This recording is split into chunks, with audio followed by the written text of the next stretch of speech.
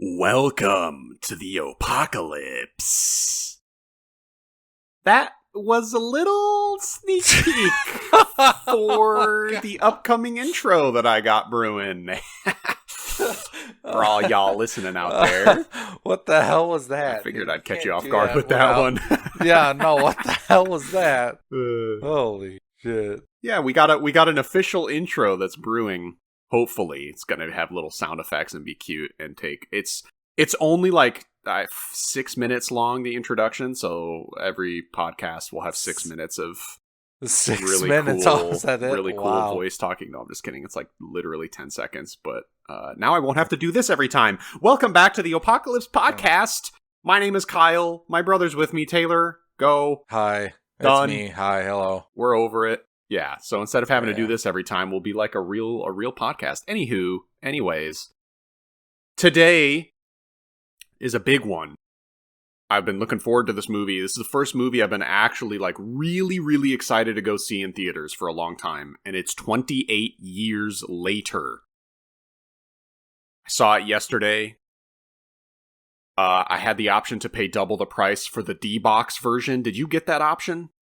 No, the theater I go to does not have that. Okay. It's just not a nice enough theater. I had to Google it because I had no fucking idea what that was. But Oh God, I know what a D-Box is. yeah, so it's you can explain it if you want. Yeah, it's the thing. It's like you basically have haptics in your seat that amplify your movie going experience. It'll like vibrate and move slightly. It's like wasn't there a Disneyland ride that did that? We with the alien. Honey, I Shrunk the Kids. Oh, okay. Kind of experience. But it was Honey, I Shrunk the Audience, and yeah, it's this like where they try to make physical alterations so you can physically feel sometimes. In the Disney ride, they would actually spray you with water or make you think there are rats on the ground or something like that, where it's trying to like make the movie feel like that's happening. Whereas that one's just like the chair will move left and right and vibrate and rumble.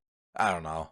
Yeah, I assume you did not partake in that. No, because it was twice the price, and I'm not paying $15 per ticket to get a little vibration in my seat, on top of the fact that I knew this movie was going to be like very high stress and high anxiety, and I didn't want to amplify that even more. And plus, you could just get a dildo if you want a vibrating butt, Yes, you know what I'm saying? That's true. Kind of thought that's what D-Box meant, dildo box, where everybody exactly. in the theater gets a little what do you think the dildo D and meant? you- Yeah, absolutely. That makes sense. Okay, I didn't look up what the acronym meant, but now that you Good now lord. that you say that, yeah, I could see this being the dildo box experience.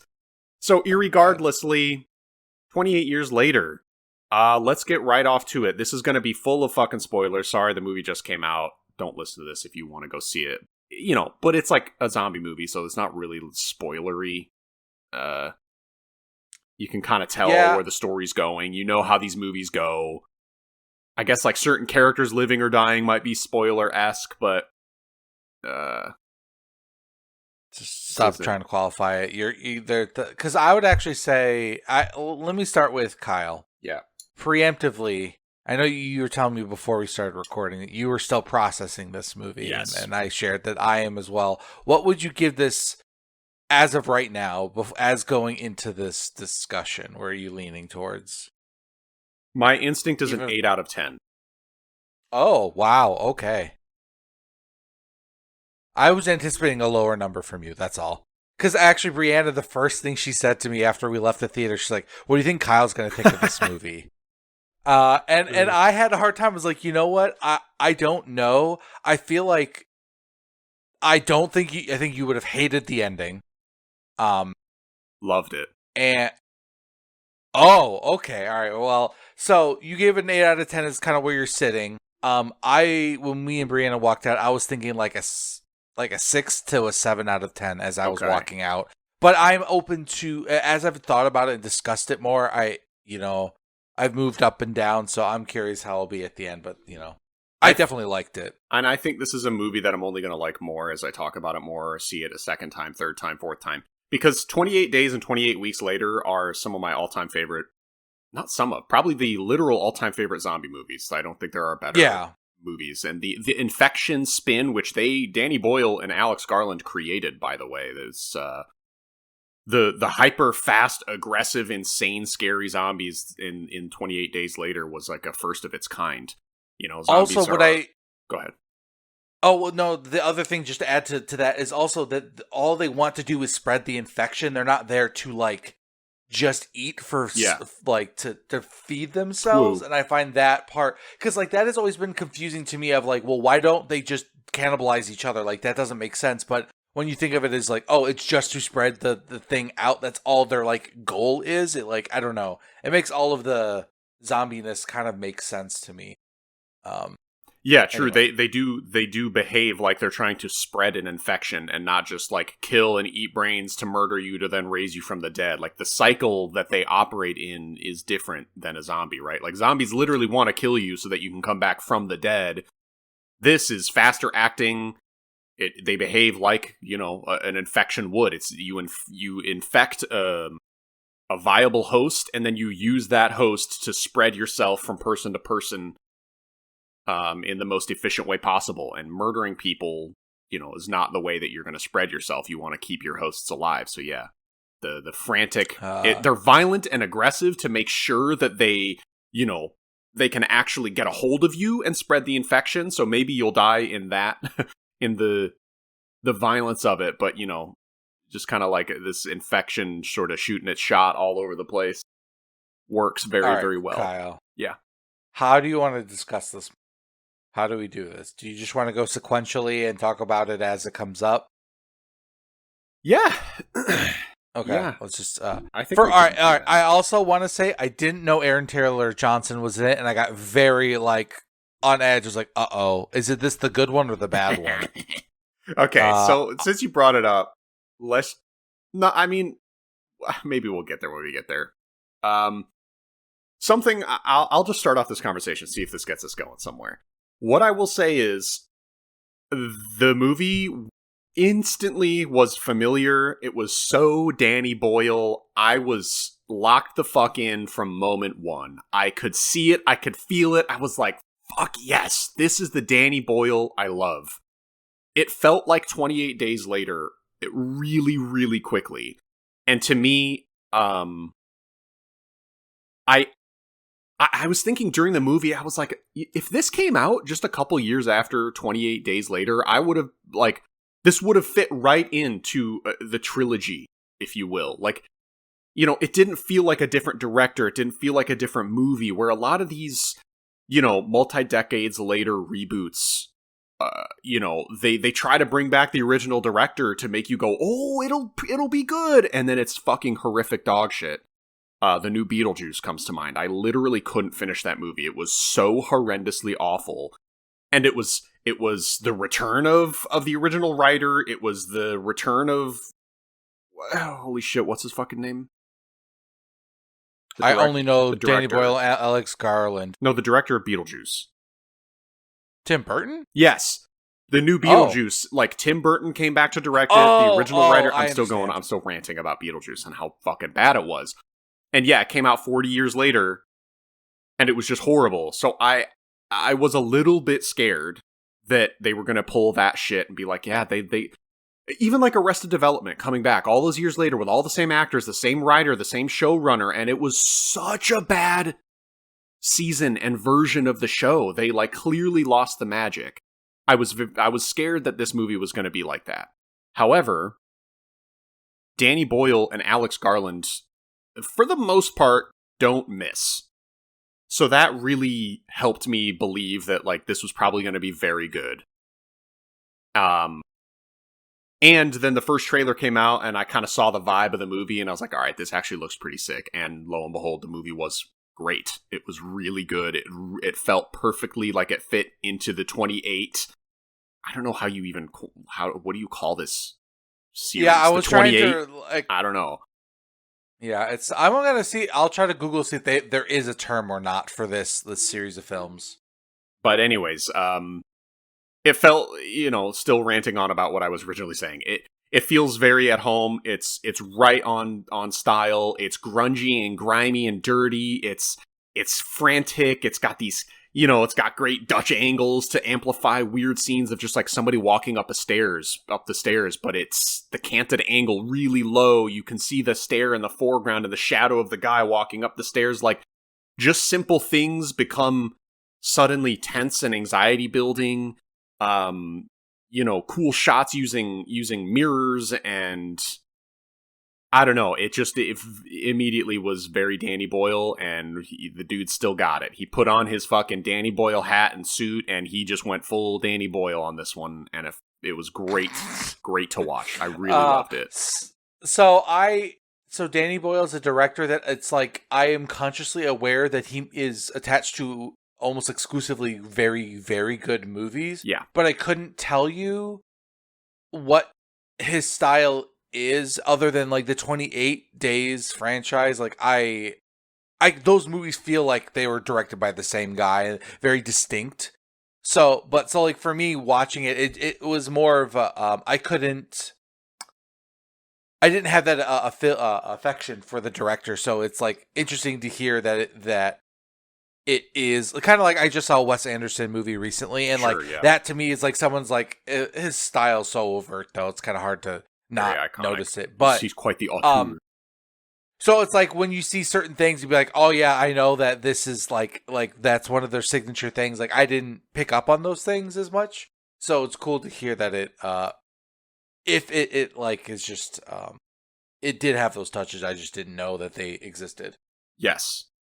Yeah. I don't know if you remember. Did you see Train Spotting? No, I haven't even seen Slumdog. Like I haven't seen. Okay, wow. Did you see? You probably didn't see 127 Hours either.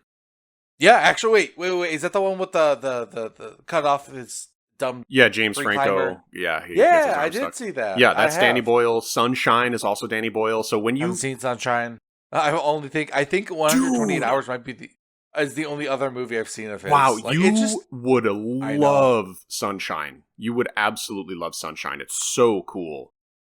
Great sci-fi, psychological horror kind of movie. Really great. Anyways, his catalog is like so solid, and his style is very distinct. Yep, that's it. That's how you started with 28 Days Later. Yeah, 28 Days Later. So it started, and it like felt like a Danny Boyle movie right from the beginning. I wasn't sure. I thought it was kind of weird to have. Okay, I liked the distinctness of the introduction of the stuff because it also had been so long since any of the movies that like they kind of had to explain something at the beginning. And I found the setup for this movie like really interesting because like I just didn't know exactly. You said at the beginning that like, hey, it's a zombie movie, you kind of know where it's going, but what I liked about it was like kind of didn't know what was gonna happen. Like, you know what I thought was gonna happen? I thought their cozy little village was gonna get invaded, and it's absolutely not at all about the homeland. You know, it's not about the people of that village at all, really. Yeah, that's a good point. That's true. Yeah, the movie is about this community. What do you call this? This community of people living on this super isolated island, and they've been completely kind of quarantined and cut off from everything else for the last 28 years. They basically created their own new little separate village, and throughout the course of the movie, you get a little bit more insight as to how this community is operating in relation to the rest of the world. Because you don't really know, is the whole world in this kind of primitive caveman state where people have to milk cows and go catch fish in the water? And, is their community representative of the whole world, or is it separate? And you learn later, spoiler, that they are sort of still in this primitive cut-off state, kind of like that tribe in real life, that African tribe that lives on that island. They still have like bows and arrows and spears, and they kill anybody who comes there. Yeah, that's kind of the vibe you get of these people. Obviously, they're not as brutal. Like they meet soldiers later in the movie, and they know how to talk to them. They're people, but that's kind of what the situation is they're on this island. So I also thought, that they'd be defending this island. It would be kind of like A Quiet Place Part 2, where there's a sanctuary, and then the infected get there somehow. But that's not the case, which was cool. That this movie was about, they have this safety net island behind them, and they go out. The setup is really cool. I love the difference between the island and the mainland. That's what they call it, the mainland. There's this probably half-mile long stretch of gravel walkway outside that leads from the island to the mainland, but the tide that comes in and out every day, when the tide comes in, they explain this early in the movie, it's like maybe knee-high, thigh-high, so it's really hard to walk through, and the current is strong enough that you will actually get pulled out to sea. So when the tide comes in, this island is totally isolated, like it basically can't be penetrated. Then when the tide goes out, they can the path is then revealed, and they can walk down the path and go to the mainland every day. So that's kind of what they do. They go to the mainland to get supplies sometimes. They mostly have they're mostly self-sustaining on this island, but they go to the mainland for wood, to hunt, which I want to talk about too, the sort of implied cultish nature of this island, but it's not quite. Mm-hmm. It's kind of dances the line. Yeah. It's interesting. So like the movie opens basically with Aaron Taylor Johnson, his wife Jodie Comer.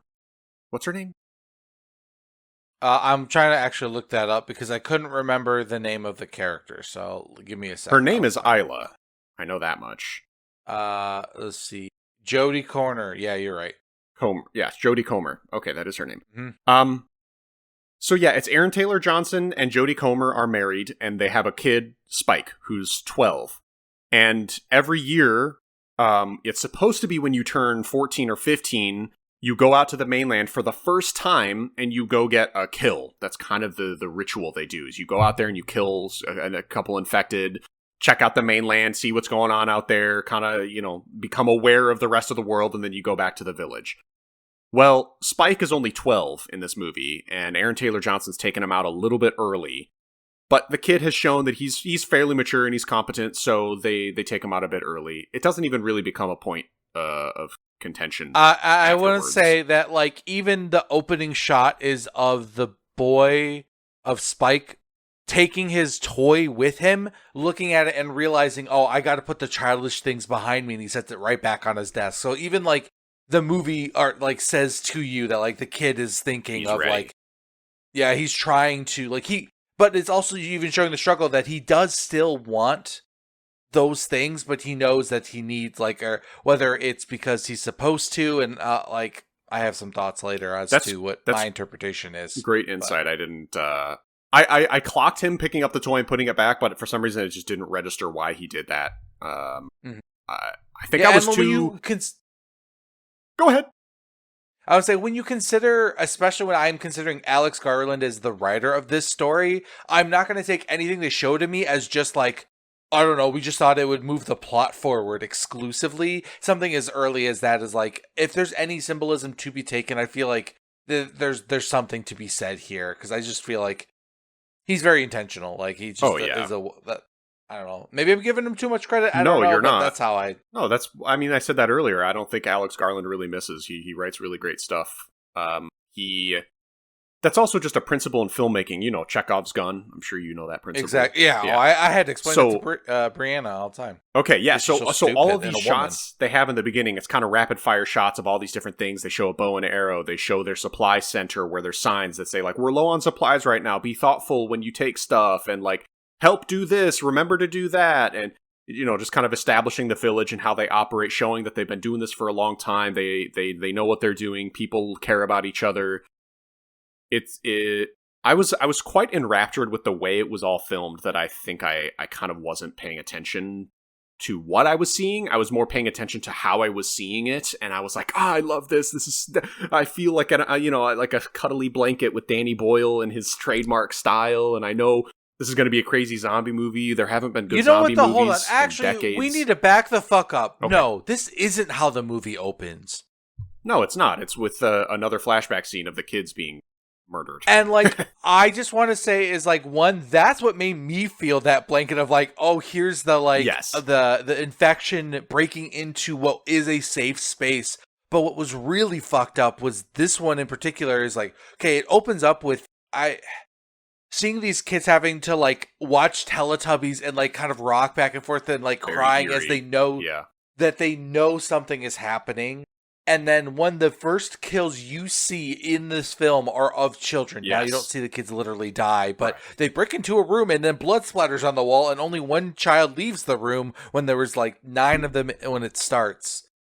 Yes. For me, that was like a big, like, oh, these movies always open really hard with these things and they're still not pulling any punches. Yeah, the Teletubbies thing was such a good setup too, because that show has always been known for its sort of eeriness, and the way they have this movie open is, it's a bunch of kids, they're all like scared and kind of crying watching Teletubbies, and of course the Teletubbies that's on the TV, the signal is kind of dropping, so you get the kind of like weird, so it's amplifying this Teletubby eeriness to a new level with the signal kind of cutting in and out. It's making them sound kind of even more creepy. And the kids are looking around and you hear yelling outside and the door opens and then a woman comes in and drops her kid and she's like, "Stay here, don't move!" And then she slams the door and runs, and then of course, chaos breaks out and the door smashes open and it's an infected guy coming in and, like Taylor said, just starts ripping apart these kids. Presumably they're screaming and you see blood splattering and one kid runs out. I will say, one little knock I have in the beginning is that it's essentially the exact same opening as 28 Weeks Later. I did find a lot of, and it's hard to be like, is this supposed to be a callback or is this just like we couldn't think of something cooler or different? And I think what, the big significant difference I think in this, the main takeaway is the kid runs to find his dad who's at a church, who then more or less is implied to have gone completely insane and is more or less like, oh, being infected is getting free and I want this to happen. We're being judged. The rapture. And like, that, I think, when I saw that, I was like, I don't know how the universe is going to handle the insane human beings part of the post-apocalypse. Because I don't think we've ever really got a chance to see the, like, the culty stuff. Because, like, that to me is something that I'm still like, I don't know if that felt like it fit or not. And that's why I was like, I wasn't sure how I felt about the ending. So we'll pick that back up, I think, towards the end a little bit. Yeah. But I do want to say, like, the intro was incredibly intense and violent, and I was like, wow, okay. Yeah. Well, I guess that's how we're starting. That's what I was saying when I said I was strapped in right away, because I just, it reminded me so much of the 28 Days and 28 Weeks Later, which both of those intros were. Like I said, I wish this intro was a little bit different, because 28 Days Later opens with the monkeys in the laboratory that basically have the rage virus, and that's how they break out, is like the PETA people fighting for animal rights come in, and the scientists are like, "You don't know what you're doing, stop!" And they're like, "Fuck you, don't experiment on these animals," and they open the cages, and then the chimps, spread the rage virus immediately, and that's how the origin of the virus starts, and they show that in 28 Days Later.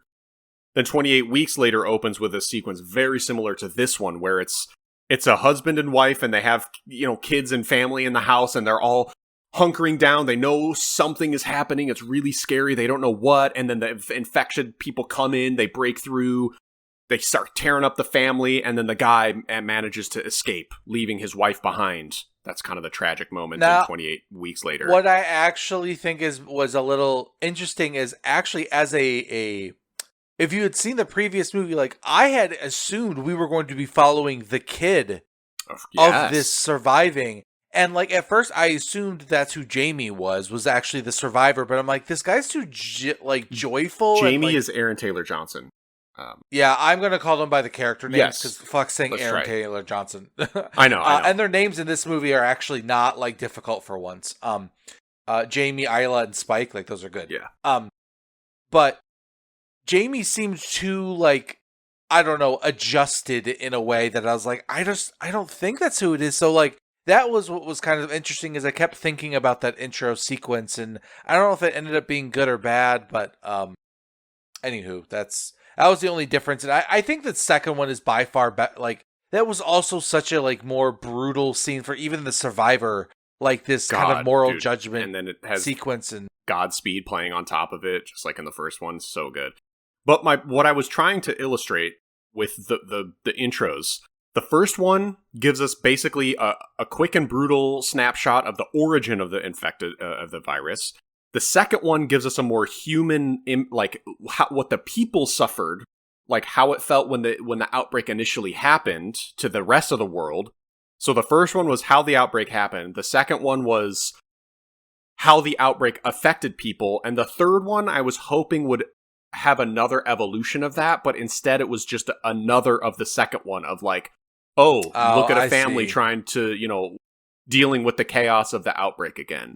So I just felt like it was a bit of a retread. That was my point, and I wish it was a little different. But there was a brutality to this one. There was, the edge of it being like a room full of kids being killed by the infection, and then the Jimmy is the name of the kid the one who survives, ends up running to the church, finding his dad, and his dad is like, take this crucifix, Jimmy, and have faith. This is the rapture. Run, Jimmy, run. Yes, come, my children. And he's like getting all frantic and crazy as he's being attacked by the zombies. Pretty wild. Strange, but I think then the credits play, and then it's the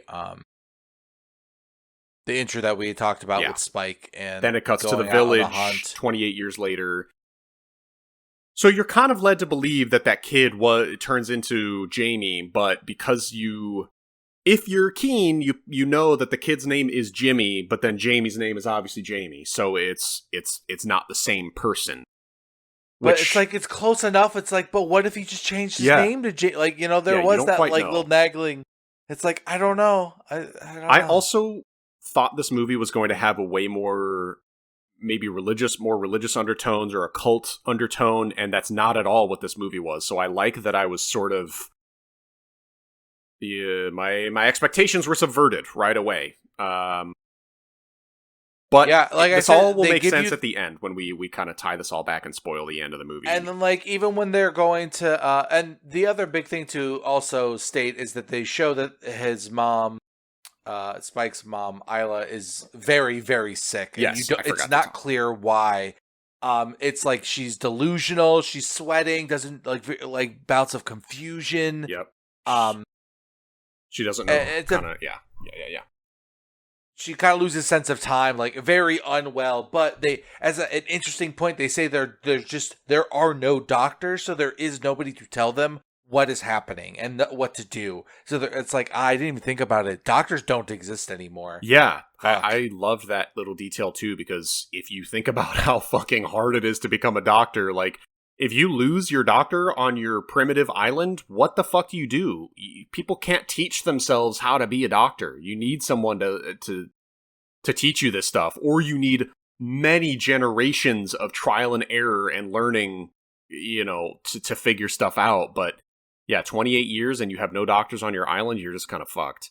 You don't have enough time to reestablish medicine, and it's... So anyways, yeah, she's sick. You don't know why she... Yeah. What I want to do, though, is because we're 30 minutes in already and we haven't left the fucking island. This whole sequence is the first hour and 45 minutes, right? And it's certainly not the first, 15 minutes of the movie. Yeah, we can talk for 5 minutes per 1 minute of actual film. We could drag this out for 7 hours. Why go see the movie when we can over-explain it and make it sound way less interesting? Yeah, so the intro is a retread, but it gets you in the mood for what's happening. Danny Boyle shows his trademark style right away. If you are a Danny Boyle fan, you will love the way this movie is filmed. Cut to them leaving the island to go, manify Spike. Go to his bar mitzvah. He's going out onto the mainland to kill some. Okay, I know you're trying to speed this up, but there was one line from this that I think is important for the thematic overall message that I wanted to bring up. So this is more important than just the random. It's them basically saying hey, I just want to let you guys know that once you leave, no one will come find you guys. There is no rescue, because the one time we tried to do that, basically they have a bunch of crude graves to show that, hey, bunch of fucking people die. Yeah. If you get lost out there and people come find you, you'll die, and then the people coming to find you will die. We can't do it anymore. Yeah, so it just raises the stakes, And it's not even... So the thematic bit is, think about how they're treating the dead there as a warning about death. and like versus the Bone Temple, which we get to, and how that death is treated, and how I don't know. So it's just there's a big parallel I'm setting up here. Yeah, I like so that. Anyway, so then they those two leave, and the kid doesn't seem particularly scared. He seems like ready. He's kind of not necessarily like, oh, I'm so excited, but as they're leaving, everyone's cheering them on. So there's like this like almost reverence this town has for this hero's journey they're going on. It feels like almost like Greek mythology. So yeah, it's all very mythical, and they leave, and that it was so cool to see that tiny strip of water, and I'm like, I don't know, dude. Them setting up the tide, the way the tide works, I was very excited for that because I knew it was going to create for some very tense moments. It was going to be really cool. So then they get lead. They get to the mainland, and we are introduced right away to a new kind of version of the infected. They are obese. They're these super overweight grub and worm eating infected that just crawl on the ground. They're too heavy to stand up, so they crawl on the ground like big worms. I thought these things were awesome. There's the shot where it's on the literal back of one of these guys crawling around. You see it in the trailer. It's just a really cool shot to kind of gross you out and put you into the perspective of these ground crawling, grub eating infected. But it's very visceral. Something I wanted to talk about too was the sound editing in this movie was phenomenal. Oh my god, dude! We'll bring it back to that. Gross. But yeah, like, you know, it's Danny Boyle. His style is very frantic and frenetic. It's very much like a fever dream. The way he shoots things, it's kind of quick cuts and high energy and strange angles, and he messes with the lighting and stuff. Like, it's really cool. And so, yeah, when they get to the mainland, you get these shots of these infected, and there's this is where Spike is going to get his first kill. You know, they basically feed him these easy kills that aren't so hard to kill. But they establish a new kind of infected, which is these ones that literally are eating worms off the ground, and the sound editing is always like it's got a bunch of nasty folly sounds in there. But thank you for making me suffer through that too. You're welcome. So I did think, like, how could you have an obese infected? That seems crazy. But the idea that Lauren pointed out as well, because I kind of asked the same question, is that, like, they just eat literally everything all the time. They're crawling on the ground, they eat worms, they eat bugs, they eat presumably people or dead animals. It's like, I guess it's possible that if they don't stand up and run and burn energy, they're just the scavengers. Like, maybe they would be kind of fat. And you also have to imagine there's some sick bloat in addition to the size. It's not just pure. And so I actually did see a thing from Danny and Alex, because I know them personally. I asked them this. I sent them a quick message. Yeah. About this is like the idea is that the infected they have to eat, sleep, and drink just like they're human beings still. That is their like belief of like how this works. They aren't dead and coming back to life. If you die the same way as like any other buddy, once you're dead, you're dead. So the idea is that that's why over time they started to hunt in packs. Which is obvious. They show that the normal people, they all hunt in packs, and that's why the idea of the alpha exists, right? A leader of a pack. But these guys didn't learn to hunt in packs because they were just like they didn't fit in or whatever. And so this is what they had to do is like, well, they can't hunt anything, so they just had to just eat junk and grossness. Just like in nature, the infected kind of are evolving to their new environment, and like that's their intentional thing. Is like there's so much animal like footage in this showing of like wild animals just roaming through this world, and like that's supposed to be an intentional thing. Like these are just another like new species of creature that are having to have their own evolution as generations start to happen. So just interesting extra lore insights from the people as to like where the idea of the bloated and the alpha come from. It's like an intentional like, oh, it's just like any other creature, like they have subspecies and different variants and stuff. Okay. I like that. Yeah, I didn't look up extra tidbits of information on this, so I didn't know that. That's cool. Yeah, and it makes sense. It kind of harkens back to what I said earlier too, that this infection, they're not trying to kill you and raise you from the dead like a zombie. They are trying to keep you alive and spread to your body because you're a good host, right? Killing the host that you're trying to infect is the opposite of an efficient infection or virus. So yeah, it's the rage virus. Duh, Jesus Christ! I don't know why I couldn't think of that for a while. Because you're so mad. Yeah. Know, So that's how it starts, and then Spike gets his first kill on these little guys.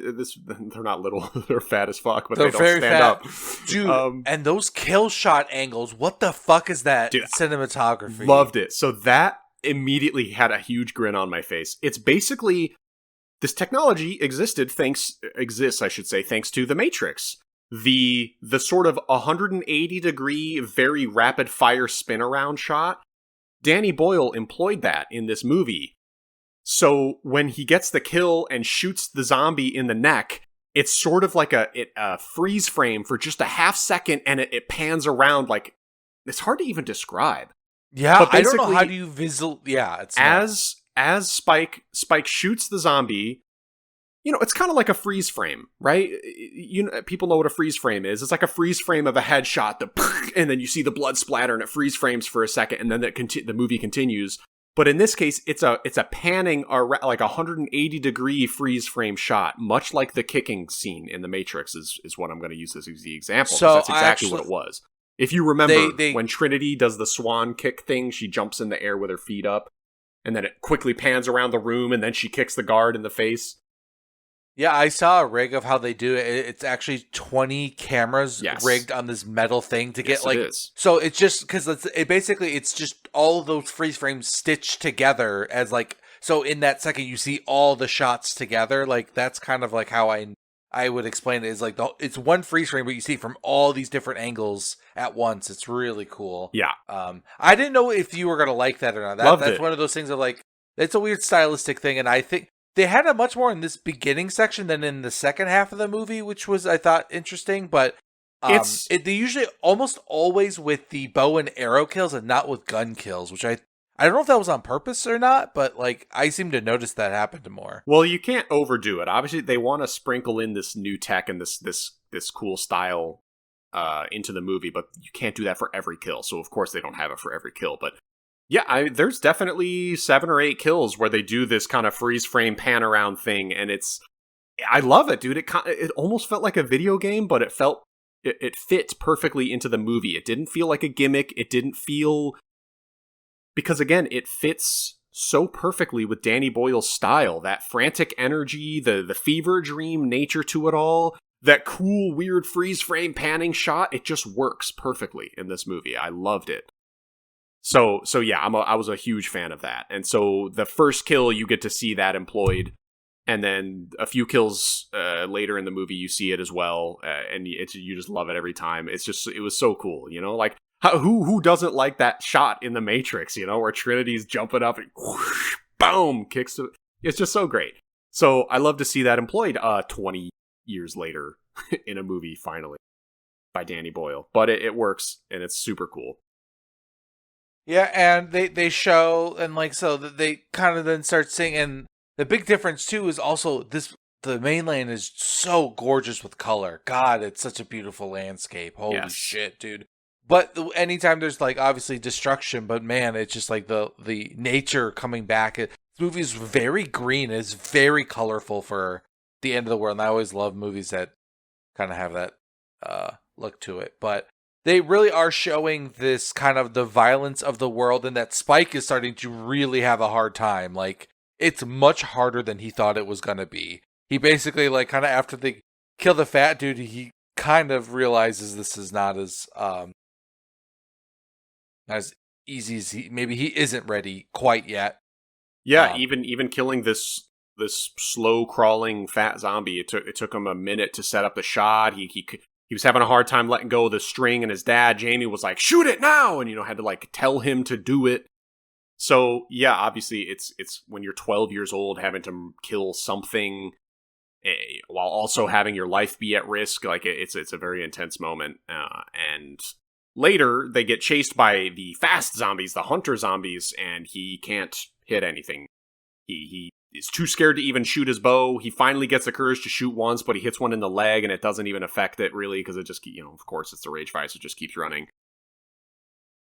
But we can get to that, although it is shortly afterwards. So it is literally, I was going to say, that was exactly what I was going to lead into. Is then they get chased into finding that house that they hide in, and they find that, like, strung up person that was, like, being eaten by a crow.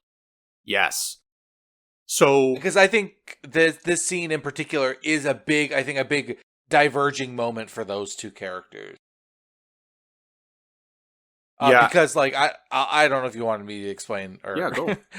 Yes. But so it's implied that there's like what you think is a human that's like upside down with a bag over his head. He's like a crow was like picking at a flesh wound, and he's just like at least he's got chunks of his flesh carved out. And as they get close, it starts to kind of like start wiggling and freak out. And Jamie's telling Spike to kill it, shoot it. And Spike is struggling, and Jamie's reiterating that they have no mind, therefore they don't have a soul. And I think that is this big moment. He keeps iterating. He's like, hey, you gotta keep killing them. It gets easier the more you kill them, Spike. Just keep killing. And like that kind of just thinking about how they view the infected is very relevant. And I think that Spike just is having a hard time separating the humanity from what's left of these beings. I think that's something that is a big difference, is like seeing humanity in someone that's sick. Like, right, they have a virus. I don't know. I just think those are really important things, and it ends up causing a huge ruckus, and they end up like escaping to you know, and all that noise. But it was a big moment to me. Something else to note is that this strung up person, Spike asks, because this isn't the person that's strung up here by their feet to the ceiling. They don't look really old, super infected. It looks like this might have been somewhat recent. They have a plastic bag over their head. They're strung up by the feet. And they have, which I couldn't fucking read at all during the movie, despite how many shots there was of this thing. Lauren told me what it said. It says Jimmy, and the word Jimmy is carved. Oh, it does say Jimmy. Yeah, it's carved onto the chest of this person hanging upside down. And so Spike was like, what is this? Why is this guy here? And Jamie was like, I don't know, maybe this is a message to people to not mess with someone, or maybe this is punishment of some kind. We're not, he's like, I don't know, but you'll encounter stuff like this. You just got to deal with it. And so then the zombie like breaks out, and he's got to kill him. Sorry, not zombie, infected. Then, they run out, and this is where we're introduced to the second new species of zombie, or infected, and it is the alpha. So they end up in this house. They're kind of just scavenging and foraging, and Jamie's trying to teach Spike, like, this is what we do. We come out to the mainland sometimes to search. He's like, this house has probably been searched 100 times, but you never know. You might find something. Spike even finds a bunch of silverware in the drawer, and he's like, oh, could we use this? And then Jamie goes, no, we have plenty of that back at the, we don't need any more of it. So I like those little world-building details of... And, like, a Frisbee was something that Spike didn't know what it was. Yeah, Jamie found an old dusty Frisbee. And differentiating between, like, it would make sense that, like, you probably don't need that much silverware, so that would be something that you would max out on. It's like, I don't know, little touches that make it feel so much more grounded and realistic, and, like, I don't know, like a fully lived-in world. Yeah, it was great. Yeah. So then they run out of this house because, of course, killing the one zombie attracted some others, and it gets a little bit frantic, and they leave the house and... Oh, wait, no, that's later. Sorry. They kill this zombie and nothing really happens. Then they leave to go back to the mainland, and as they break out into this open field up on the horizon, on the ridge of the field, they see a bunch of infected start to walk forward, and you notice one particular infected that's much larger and walks a lot more confidently. It doesn't have the twitchy, spazzy kind of movements that the younger infected have. This one is walking very deliberately, and it's tall and it just looks larger. And Jamie's like, oh, fuck, that's an alpha. Like, we have to get out of here right now. Because he even says, I've seen a dozen arrows. I've seen it take a dozen arrows to take one of these things down. We're like, we can't kill this thing ourselves. We have to go. So then they turn around and run back into the into the woods, and that's where the little babies the baby infected attack. You know, the alpha just lets out this howl and stands there while all the other infected run after these two. And this is where the frantic moment happens of, yeah, they're in the house, and this is typical Rage Virus series movie. I don't know what to call the Rage Virus movies. I don't know what to call this still. The 28 movies. They call them 28 Days Later franchise, so they don't have a good name for it either. Well, it's just very tense because they're basically cornered, right? You run into a house, and if the infected are coming through the front door, you can't get out that door anymore. So they're having to kill them one at a time. Then they kind of walk up the stairs, and they have to kill a couple more as they start coming up the stairs. And Jamie is trying to boost Spike up into the attic, while these zombies are still coming up the stairs, and it's very tense, and they're about to get caught, and then they finally get into the attic, and I keep calling them zombies, for fuck's sake. The infected can't reach them. So now they have to spend the night in the attic. And during the night, they notice there's a huge fire way out in the distance, and Spike goes, what is that bonfire? What is that way out there? And Jamie goes, I don't know what that is. We haven't been out that far in a long time. I'm not sure. Then... We're just basically, I'm just describing the movie. I don't know if there's any insight to have here. This is one of the... I will say, I think this is a big thing, too. I said it specifically, yes. The dad saying that is a moment for the kid that he will remember later. This is what his dad claims he knew about this moment. Yeah. Basically, the dad is lying. Jamie's lying. Find that out. And that the kid has lost all confidence in himself at this point already. Because even when he was being chased, he was struggling even to crawl up into the attic. So he keeps messing up and almost getting them killed. Yeah. And he's like really freaking out.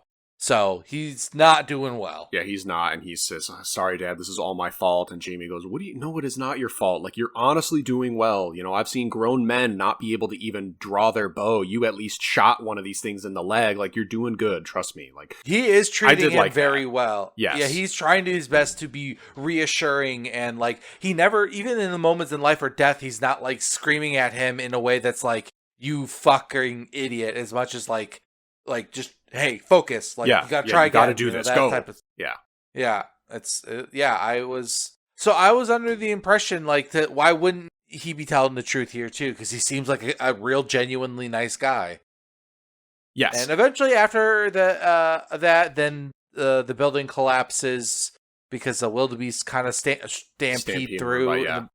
I loved the way they set all of the stuff up in this movie. There's a previous shot when Taylor was saying that the nature is very beautiful. There's a shot of them coming into a different kind of open field valley, and there's just hundreds of, I guess they are wildebeests. I'm not sure what those things are. They look like kind of like deer, but they're a bit beefier. They're just running through, and kind of like a Jurassic Park moment, if you will, where they're kind of in awe at the beauty of nature that still exists, and it's quite awe-inspiring. But it's cool that they even use those wildebeests, Chekhov's gun, the wildebeests, where the wildebeests turn out they in the middle of the night kind of come stampeding around this old house that they're in, and obviously this house is very decrepit. And it starts rumbling and vibrating, and things start falling, and Jamie and Spike are both asleep, but Jamie wakes up and is like, holy shit, the house is collapsing, let's get out now! And then they have to get out of the house. It's cool, the way they set that up. Because it's early in the morning, but not quite morning yet, Spike is concerned about the tide. He goes, the tide is still going to be up. We're not going to be able to get back to the island. And Jamie goes, it's only going to be about shin deep at this point. Like, we'll be able to trudge through it. Just line up the gates and keep running forward, because they have these sort of posts along the walkway to keep you lined up in case you do have to walk in the tide and you can't quite see where you're walking. And this is the first, like, really oh shit sequence. If you want to set it up, Taylor, I'll throw this one to you. Oh, it's what, when the alpha then kind of appears at the end of the straight and is just running like full fucking sprint, the murderous intent of this dude naked ding dong swinging, like this speed they make the alphas look like they're running is so terrifying. It's really scary. Yeah, it might be the single-handedly the most, like, terrifying, I don't know, doesn't matter. Continue. Yeah, well, it's yeah, they make it back to the isle. They're going back towards the island. They're kind of struggling, right? Because they're just normal sized people. It is still shin deep water, so you do have to like kind of kick through it, and it's hard. And the alpha, who had basically just been waiting, because that's kind of what they do. They're the spotters and watchers. They're the alphas. They know, like, they basically they just do this thing where they. I don't know why I'm struggling so much. He cornered them, right? Like the idea is now there's no way for them to escape. Yes, because they're not. He's assuming they will not make it to the village in time. So or, he's you know. He, in the middle of the night, watches them leave the house and chases them. And so they make it about halfway up this aisle, which again, from the shots that they show, looks to be about a quarter mile long, half mile long. It's very long. And this alpha comes just sprinting out of the woods, knowing that they're sort of trapped on this aisle. And I think he even waited deliberately for them to be halfway up, so that there's no way they could like come back to the beach and run along down the beach if they knew the alpha was coming. Like, he deliberately waited for them to be completely trapped. They have nowhere to go but forward, and this alpha thinks he's going to be able to catch them before they get back to the village. So yeah, this alpha just comes sprinting, and they run with such precision. They run like athletes, which is what makes it so scary. Meanwhile, Jamie and Spike are pissing their pants in fear, trudging through this shin-high water that's really hard for them to walk through. They're tripping and falling and pulling on each other and like, come on, let's go! Yeah. Meanwhile, this alpha's just boom, boom, boom, boom, methodically sprinting them down, and they add great bass to the footsteps so you know they're coming. Yeah, it is terrifying to see this thing running towards them, and they keep cutting to aerial shots of them running through the water, and each shot they cut to the aerial view, the alpha is gaining on them. So you know the alpha is gonna catch them.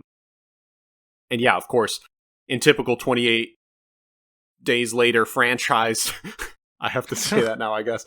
In typical 28 fashion, right as it's about to get them, they get to the gate. The people at the gate are shooting it with arrows, which only, make it stumble briefly, but then it gets back up, and they use this huge, like, mounted crossbow bolt gun thing to, like, pierce it and actually kill it right as it's about to get them. It's literally on top of Spike and Jamie. And I will say that, like, they are very reluctant to let them in. They're giving them a long time to see if they're infected before they're willing to open the door, too. Jamie and Spike are frantic and screaming, let us in, let us in! And they're like, we have to wait!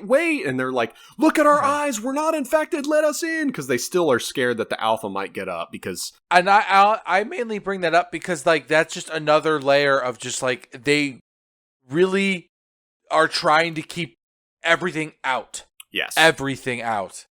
And like, rather than it be a tense it was also to build tension, but also in my opinion, another way of just like this otherness, and just like how reluctant they are to help after being hurt the one time. Something else I'll say too is the music, the sound editing, which we brought up earlier. The music is building. It's cutting between these two frantically trying to get inside and basically, screaming for their fucking lives. And it's cutting back to inside the island. They're all partying and celebrating Spike's, becoming a man. So it's cutting to these people sort of having a party. They're waiting for Spike and Jamie to get back. They're all having a good time and drinking, and there's sort of like folk music going on. But as it's building, there's this crescendo of the folk music reaching this point where it's this loud, they're holding this one note, as then it cuts back to Jamie and Spike scream, let us in! So, like, obviously you have to see the movie to know what to feel what I'm trying to elicit here, but it's just the sound editing, the music, the way it's all built together, it creates just this, my whole body is like flexing and tensing during the sequence because it is so fucking anxiety inducing the way it's all built together. It's really incredible. Like, this movie is going to be, I can't wait to watch it again, but also I don't want to because it is like, it's so intense, but it's so good. Yeah, and the big thing here is stuff they touch on stuff in this sequence here they do not talk about all in this movie. And once I found out this is basically the first half of a 2-part movie, I felt like it was more justifiable. It's like, what's up with all these like weird cultish masks we're seeing? Yeah. They don't address it at all. But once at first I thought I was like, okay, I hope I'll find out in like maybe 20 years when the next one comes out. But I didn't realize that we're getting another one in January. So, yeah, which is awesome. I love that a sequel's coming out 6 months later. I'm not sure. So Go ahead.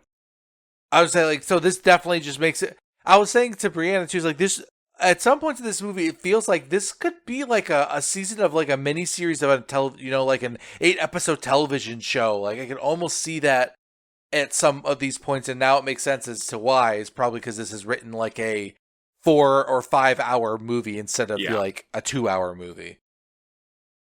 Yes. This was filmed back to back. It's been a long time since we've gotten a new series of movies that's a trilogy or sequel or whatever where they actually release within a reasonable time of one another. 6 months for the next one is crazy in modern times. We have 28 Years Later just released, and then 28 years later, The Bone Temple is going to release in January. So just in 6 months. I love that. So I'm excited to go see that. The director of 28 Years Later, The Bone Temple is Nia DaCosta, who did her rap sheet is a rap sheet. Jesus. She's one of those people that directed good smaller budget movies, and then the fucking Disney machine picked her up and made her direct a Marvel movie that was fucking horrible. The Marvels. She directed The Marvels, which was one of the most hated movies. But like, tough. That's tough. I know, but I know like it probably wasn't her. It was just she proved her mettle with. She did the Candyman reboot, which I really liked. Oh shit! Yeah, it was a great movie. Yeah. And so she clearly has an edge and a flair for horror. And then they go, oh, she's going to direct the Marvels now. And you're like, what the fuck is that? How does that make sense? But again, it's the money machine. They go, oh, this director has talent and maybe we can boss her around if we offer her $10 million. So let's do it. And that's what happened. So hopefully she'll go back to her roots with this. A less big blockbustery type movie, more horror, more grounded, and maybe she'll be able to show her skills again. So yeah, I'm hoping this next one is good. I think it will be, but obviously it's yet to be seen. Alex Garland is writing it, and then Danny Boyle and Alex Garland are going to reunite for the final movie in this trilogy. Like the 28 years later is going to be a trilogy in theory. Yes. Now, 28 Days and Weeks Later did the same thing. 28 Days Later was Danny Boyle. 28 Weeks Later, written by Alex Garland, but directed by someone else. I can't remember the director, but I love 28 Weeks Later. I actually like it, I think, more than 28 Days, which is kind of blasphemous, and Lauren's going to... I think, in theory, I like them more as the later in the franchise, for me, I think. Oh, interesting. I think it goes... Okay. I think it goes... But the director of it is, holy crap, like Juan Carlos Fresnadillo. It's his highest. I'm trying to see if there's any movies I've heard of.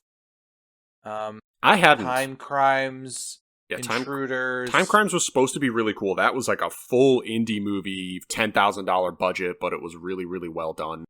Apparently, that's probably what got him, because that was one right before 28 Weeks Later, and that's where he peaked. Yeah. And he'd made a couple of stuff, and none of it has been that good since. So, regardless, anyway. they're following the same sequence where it's like Danny Boyle, then they bring in a guest director, then Danny Boyle, then another director, then Danny Boyle. Right. And hopefully this will follow the same track where the guest director they bring in this case it's Nia DaCosta, is going to do a good job. Just like the other guy did a great job. 28 Weeks is phenomenal. So this is where we find out also that the dad lies because... Yes, so let's go back to 28 years later. Yeah. So the boy goes home early from his party because it's like so intense and loud. He's basically like having a panic attack. They force him to drink. His dad lies about how well he's doing. He's basically just like turning his kid into this insane party thing, and it's getting way out of hand. He follows his dad. Sees that he makes out with some bar lady. So his dad's being kind of a piece of shit. Yeah. So he's freaking out. He throws up. He goes home. He talks to his granddad, who's watching his mom, and tells him about what their journey was out in the wilderness. And then mentions, hey, there's some fires out there. What was that about? And then mentions basically that it's the only known doctor that they're aware of is just out on the mainland and that he went insane. That's kind of all you know. But the implication is that people know who this guy is. So the dad is cheating on his wife and is lying to his kid about knowing this doctor. So yeah, you find out that having a good time. So this brings me to Aaron Taylor Johnson, this fucking piece of shit actor, man. I don't know much about his real life, but one thing I want to touch on that I didn't mention earlier was I noticed that Jamie laughed a lot. He does. And that told me that he takes all of this quite lightly. He wants to instill to Spike that it is serious, your life is on the line, but Aaron Taylor, oh my god, Jamie, he does have a lightness about this to him that is a little unsettling to me, where he's like, "Oh, good kill, son," and meanwhile his kid is like, "What? Much, okay, yeah, thanks. A little, yeah." I also was getting like the longer it happens, it ramps up as the violence goes up too. Yeah, that's the thing. It's like a little unnerving. So he's laughing a lot during formative moments for Spike. And so it's a little disturbing. And then, yeah, as Taylor said before, when we go back to the party, Jamie, sorry, I'm staring at my notes, so I keep seeing the word Aaron, and I keep saying it. Jamie, during the party, he's standing up front while everyone's like listening. He's kind of like cheering, doing a toast. Jesus Christ, a speech for his son. He's killing zombies left and right, getting nothing but headshots, and you can see Spike like, what? That didn't happen, Dad. And he's like, he's a real killer, and he's, the crowd's cheering and yelling, and so he's really amping up this to be something that it's not, like Taylor said. But I wanted to emphasize that he was laughing a lot, and he clearly is. I don't know what the words to articulate exactly what I'm saying, but he's kind of just like falsifying all of this and turning it into something that it isn't, and he's too lighthearted about everything. So now this brings me back to what I was going to say about Aaron Taylor Johnson as an actor. He always plays the same fucking character where there's a potential that he's a good guy, and then it turns out he's a secret piece of shit. This is always the fucking character Aaron Taylor Johnson plays, if not just outright a total piece of shit. He's often just like a douchebag. The end of his character arc is always he's a bad guy. Yeah. Well, I will say is that they're leaving up room for him to redeem himself for sure. That's the good thing is I do want to point out that Jamie isn't irredeemably bad. Mm-hmm. Like, he was super drunk and his wife is like got cancer. Like, she's been sick and dying for a long time. I get it. It's a very human thing that I think you could in theory, but it's like his wife is also sick. Why would you do it? But he didn't but yeah, he's not as evil as he has been, but it does seem like someone who genuinely does care about his family. Like he loves his son. That is obvious to me. At the end of the day, he does strike his kid. Because Spike confronts him like, Mom is sick and she's dying, isn't she? Like, why are you just letting her die? How is this girl whose name I can't remember now, but he's basically like, I saw you with that girl. How do you think her husband's going to feel? And he names her husband Davy or something. How do you think her Davy is going to feel that you two were together? And then, he turns around and like smacks Spike. And, of course they're both like, what the fuck? And even Jamie's like, oh, I'm sorry. And that's where Spike more or less kicks his dad out of the house. Yeah, he's like, get the fuck out of here, leave us alone. And and that's the last time they talk. Yeah, it is, because this is what motivates the whole rest of the movie that we've just spent an hour talking about. This is what the movie's actually about. That's what's crazy. This is the thing that the movie's about. Yeah. Is this going to be a 2-hour podcast, or are we just going to have to trim up? We're going to speed through, I think, the second half of it. And because, it's a lot of action. So what he's going to do is he confirms that the doctor is out there, and Jamie tells the reason why he hid this from him is that the doctor is insane. They come across him. The guy is smiling and waving with rows and rows of bodies. That's it. Hundreds of bodies, men, women, and children, and he's just putting them in a fire. And they knew right then and there he's insane. They didn't talk to him. They just ran. That's the end of the conversation. So that's all we know about this guy, is that he is unwell according to Jamie, and the dad seemed to also imply that he was also the doctor's insane out there. And they show the visual, and I bet you it was just lines of dead bodies on the in a field that he was burning. And It is, But you do have to wonder, like, what the fuck is this guy doing? He's just, like, out in the wild surviving, first of all, so he must be crazy in some regard in order to outsmart and kill enough infected that he is living out there for 20 years or 15 years, I think is what they mentioned. He's been out there for 15 fucking years. Because they haven't had a doctor for 15 years. And this guy, his name is, Kelson. Yeah, Kelson.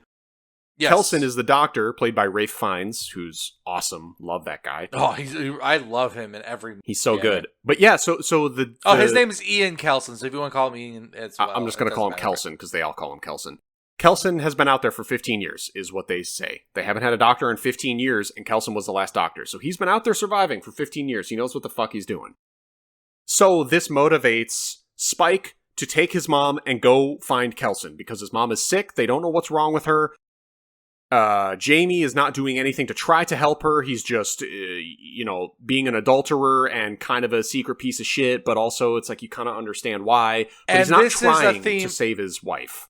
So these are the two ideologies here, right? Is that Jamie is this idea of just like, we're not going to try to like escape our situation. We're just going to sit and deal with our problems and like, I don't know, people die, whatever, but we're not going to try to better ourselves. Whereas here's Spike on the other hand is like, no, we can find better life out there, something more out there than what we have here. We need to go and explore. And so, like, those are the two different, like, this idea of, keeping others out versus, trying to learn new things and meet new people. Those two ideologies kind of split ways. I don't know. That's just something. Yeah, no, that's good insight.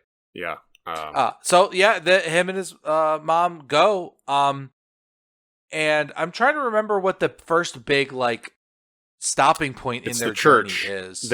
They're out there roaming around and they've been walking all day. It's starting to get to nightfall and they need to hole up somewhere for the night, and so they find this kind of old abandoned church and they go into the church. And Spike wants to be the big boy and take watch for the night so his mom can sleep, and then Spike ends up falling asleep and one of these big fat earthworm infected things comes crawling up to him, God, I love this scene. He's crawling up to Spike, who's asleep, and he picks up Spike's shoelace and starts like trying to suck on it and suck it down like it's a worm. And then it realizes that it's not a worm, so it like spits it out, and it's kind of like crawling up onto Spike and gets in his face. And then the scene kind of cuts, and Spike wakes up, and he's now cuddling with his mom, and the earthworm infected is like head bashed in dead over just right next to them. And Spike's like, what the fuck happened? And his mom, Isla, is kind of like, I don't know. And then it cuts to a flashback immediately of her, as the thing is about to bite Spike, who's asleep, she covers the thing's head with a jacket and just bashes its head in on the corner of this piece of concrete and kills the thing. So it shows that... Oh, go ahead. You were about to say it. I was just going to... No, I was just going to say what you were. Keep going. It just shows that she has the instinct to fight for the ones she loves. It shows that she is still in there and she knows what to do, and she might have even been quite a badass back in her day, but we don't know that part of her. We don't know that side of her. You know what, Kyle? I just thought of something. Let's hear it. There is going to be a parallel moment for an infected in that train that is a very similar type of thing about the humanity is still in there somewhere. Ah, yes. And there's almost like, here's a parallel where it's like the infection, when you find out what it is, it's like, it just feels very trying to view, like, I don't know. I'm excited because once we get to talk about those other parts, that what you said just made me think of that. So that's very cool. Because what I was originally going to say is it shows that she's still lucid sometimes. Yes. Because they do show, especially when she starts to go out into the wilderness, she has conversations significantly more, even if sometimes they are not lucid, but also very, very lucid conversations. And they almost never show her lucid in the village, but they show her often out here. And she's doing better than you would expect, but still not well. Yeah, that's a more great insight. Leave it to me. I'm looking at so much of the technical aspect of the movie and kind of what the characters are saying, how it's written versus the more overarching themes here that I kind of missed that, and that's a really great point. That yeah, when she's locked, yeah, she's not literally locked in her bedroom, but she's so unwell it doesn't, it's like she can't really do anything. But she's just stuck in her bedroom all day, every day, and she's just going crazy. Within a conversation, she loses track of who said what and will ask the same question like she has a concussion. About what they just talked about. They illustrate this earlier in the movie. So yeah, she seems quite out of her mind in her home. But then, yeah, she gets out into nature and suddenly she's feeling a bit more tranquil and she's more lucid and like, yeah, and what's interesting is like even when she is not making sense, you can follow her thought patterns of the nonsense in a way that you couldn't before. It's like in like a bedroom, she's like couldn't remember who was who but she was like snapping between like two conversations at once. But now she has like a monologue assuming her child is her dad. Like it obviously she's very sick, but like you can follow her conversations. Yeah, she's just wrong about where she is. Yeah, she's she's living out memories as well out in the wild. Yeah. And yeah, she starts calling Spike dad because she's just confused, and Spike is kind of taking care of her. She's aware of what they're doing, where they're going, what's going on, but she's like confused about how it's happening, so she's calling Spike dad sometimes. And if I'm not mistaken, the mainland that they're going to, she did grow up there. They retreated to this island when the infection happened. So this is all also very nostalgic. She's going back to a place she used to know as well. So that's layering the like.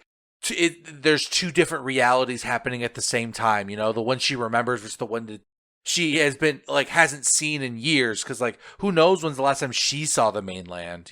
Like imagine going to Naperville after 10 years and you go there and it's destroyed. Like what? Yeah. That's got to be like crazy to envision, especially if you're like going insane from cancer eating your brain. You don't understand. Yeah, like you know you shouldn't be here. And this even happens. She's very wait, no, we're on the mainland, because she's confused. She doesn't know where she's going. But then she gets hit with it at some point. She's like, what? Wait, no, we can't be here. And Spike's like, yes, we can. Come on, we're trying to find help for you. Let's go. So after this, it cuts to a scene of a bunch of soldiers running from the infected, and they all kind of die slowly one by one. It's a longer, action-y sequence of the soldiers trying to shoot the zombies and running through sewers and like getting caught. There's a particularly gruesome scene, which I love. I was going to say, Kyle, I have to stop it for just a moment where a character's death is being Sub-Zero fatality just grabs his jaw, rips his head and with spine attached out of a dude's body, then takes that and uses it as a club to smash the skull of the next soldier in front of him. Like, what the fuck? That was the most. I leaned over to Brienne. I was like, this might be the most metal thing I've ever seen in my life. Dude, like, it is. What the fuck? It is straight up motherfucking Mortal Kombat fatality. And they even set it up that he's going to do this because there's some shots to add to the fever dream aspect of Danny Boyle's editing. I forgot. Throughout the movie, he will... it's hard to even describe, but there will be sort of panning shots of nature or the characters kind of walking around, and it's not super important what they're doing specifically. And these will be intercut with shots of nighttime where it's all red. It's like night vision, but imagine instead of green, it's red. And you see the infected with their eyes. It's like really creepy and unsettling. But there's shots of them killing animals and eating them. And this is how you're sort of first hinted at what an alpha is. The alpha is the one who kills the deer and takes the deer's head and rips it off with the spine and like sets it up in a tree like 8 feet in the air, because these alphas are about 7 feet tall. Like pin the head as I don't know what it means, but it's definitely a warning that like, hey, we're marking here. territory or something. Yeah, marking territory, something like that. So they actually encounter that head up in the trees, and Jamie's like, I know what did that. We have to get out of here. That happens a lot earlier, but that's how we're introduced to the alphas. Oh, that's right. I forgot about those being connected. I didn't even think about the decapitation. But anyway, that's the only part that's worth mentioning. The alpha's signature move, is to rip the head off of stuff, and he does it multiple times. And they do, and he almost gets another. I love it, the bit, but The only thing that matters is one of those soldiers survives, and that's it. Out of the Um, and then he crosses paths with Spike and Isla when they stumble across a Shell gas station, right? That's Yep. their next stop on their journey. Yeah. Um, but then as they get there, they're kind of peering around a gas station, and it turns out there's some like hunting infected there, and they end up getting inside. And when they finally get inside, they see there's like the gas, this upper layer of gases in there, and they can't Such a breathe. cool looking effect too, the way that they made And the gas so, fumes look. Yeah. And I will say this is where Spike gets a little bit better. He's been practicing. I wouldn't say he's like consistently getting kills, but he is like protecting them a little bit. But they're obviously going to get overwhelmed in like 2 seconds. They're kind of like on the ground, and this is where the soldier like kind of pops open he's on the roof of the building and tells them to hit the floor. They get to the very bottom, and then he shoots a bullet in there that ignites the upper half of the because the fumes are floating up in the air. Yeah, they're about at like chest and head level. Yeah, it's cool, that separation. Yeah, that scene was wicked. Loved it. And then kills all the infected, and that's where they meet up with Eric, who is a Swedish dude that is part of the people that just patrol the UK to make sure that no one is going in or out, I guess. Yeah, so this is where the thread is now connected back to the modern world, and we learned that they have cell phones that work still. They have couriers and delivery drivers. They have the internet, and people order packages. I mean, the mainland, we learn, I didn't, even as knowing what this franchise is, like, I had no idea how they were going to handle the recovery of the world after an infection like this. I mean, who knows what percentage of the population was wiped out? Who knows how long it would take to rebuild, how well they quarantined it? But if they did a decent enough job, it's like, 28 years? That's a full fucking generation? Like, yeah, it makes sense if they recovered decently enough. It takes 5 years 5 to 10 years, maybe even 15 to like rebuild infrastructure, rebuild towns and cities, establish new protocols. I could see 28 years later, like things returning to normal. I could see that. So it was cool to have this thread connected back where this soldier's reminiscing. He's talking about like he was talking about how his friend is a delivery driver and he thinks he's wasting his life, so he joined the military to prove a point, and now he's like, fuck, I wish I was just a delivery driver. I'm an idiot for doing this. And he's got a cell phone where he's like, there's only 1% battery left. No signal out here, shit. And Spike is like, what the hell is that thing? And Kyle, another interesting point I also thought about, what was interesting here is that how often Eric would reference something in his life when he's talking about something to like relate it to Spike, and how often he just was saying things like, I don't know what that is, dude. I don't know what that is. It's just like how hard it is to communicate, I guess, like when you go to this new culture of like all of your reference points are like, what if everything you knew doesn't exist anymore? Like, there's no electricity, there is no internet, there is no cars. What does your world, like, all the things you like kind of understand about your world is in reference to the things that exist within it. So like, I know that sounds very like philosophical, but I found it very interesting how often Spike and Eric couldn't connect because they didn't have any touchstones that they can be like, oh, crazy weather we're having. They don't even have like anything to small talk about. Like that their worlds, they might as well be from different planets, kind of. But you just happen to speak the same language and are the same race. Like, it's just, I don't know. I found that kind of interesting. Yeah, that's cool. That disconnect. Because he's a dick the whole time. Like, Eric. Eric sucks. Which is, there's a few funny moments with Eric. And I do, and when I say he's a dick, it's like that's as bad as he gets. Is he's a dick. Like, you just he's not like evil, and he wants to survive, and he's selfish. But like in a lot of ways that like I think a lot of people would be like, I just don't care about you because I it's you or me, and I don't want to die, and I have a gun. So. But he usually follows them and protects them. Yeah, he does. He gives Isla a piggyback ride because she's sort of, after the intensity of the gas station scene, and she inhaled a lot of gas fumes, she's sort of only like half conscious. So Eric ends up giving her a piggyback ride while walking and talking to Spike. So he walks for however long with Isla, and he is helping them. He knows he should help them, but he's young and he's selfish and he's a dick. So you have that kind of contrast. So they end up basically getting in a train. Yeah, they're kind it's of just train yard. because they're still there's Eric also explains. I guess this is better for context too. Eric explains because he's the one asking Spike like, where do we go? What do we do? Because that's Eric right. says, I was on a boat. We use these boats to patrol to make sure that, like everything is still in order. But he says if you step foot on this island, you don't leave. And by this island, he means not Spike's literal mini island, like the mainland island, because I think this is the UK. UK, yeah, it's basically the entire United Kingdom. The entirety of that has now been quarantined, and he says if you step foot on this island, you don't leave. You guys are the quarantine. And Spike thought that only his little island was the quarantine. He didn't realize even the expanded mainland is also the quarantine zone.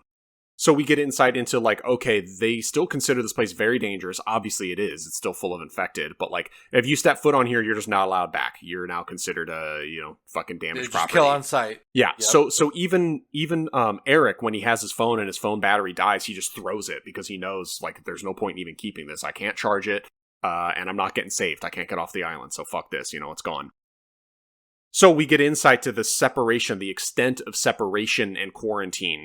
And it sort of starts to make sense that the rest of the world might recover from this, but you'll have little pockets of these really primitive communities like Spike is a part of, where people are living. There's still people there. Of course there are. Not everyone's going to die from the infection.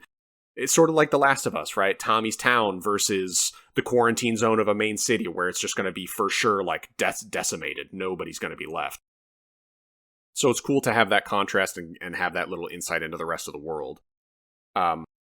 So at this point now, Eric is the one who has the firepower, he has the training, he's got the guns, but he is also now lost. He doesn't know where to go or how to navigate any of this, and so he now has to turn to Spike's navigational abilities and knowledge of what's happening, which I thought was cool to kind of flip the script there. So Spike basically says, we're trying to get to that bonfire, and he points in the distance, you can see the smoldering bonfire, which is still presumably Kelson's evil cult fire death monster pit. Yeah. But Spike knows that he's a doctor and wants to help, so that's how he kind of guides them to where they need to go.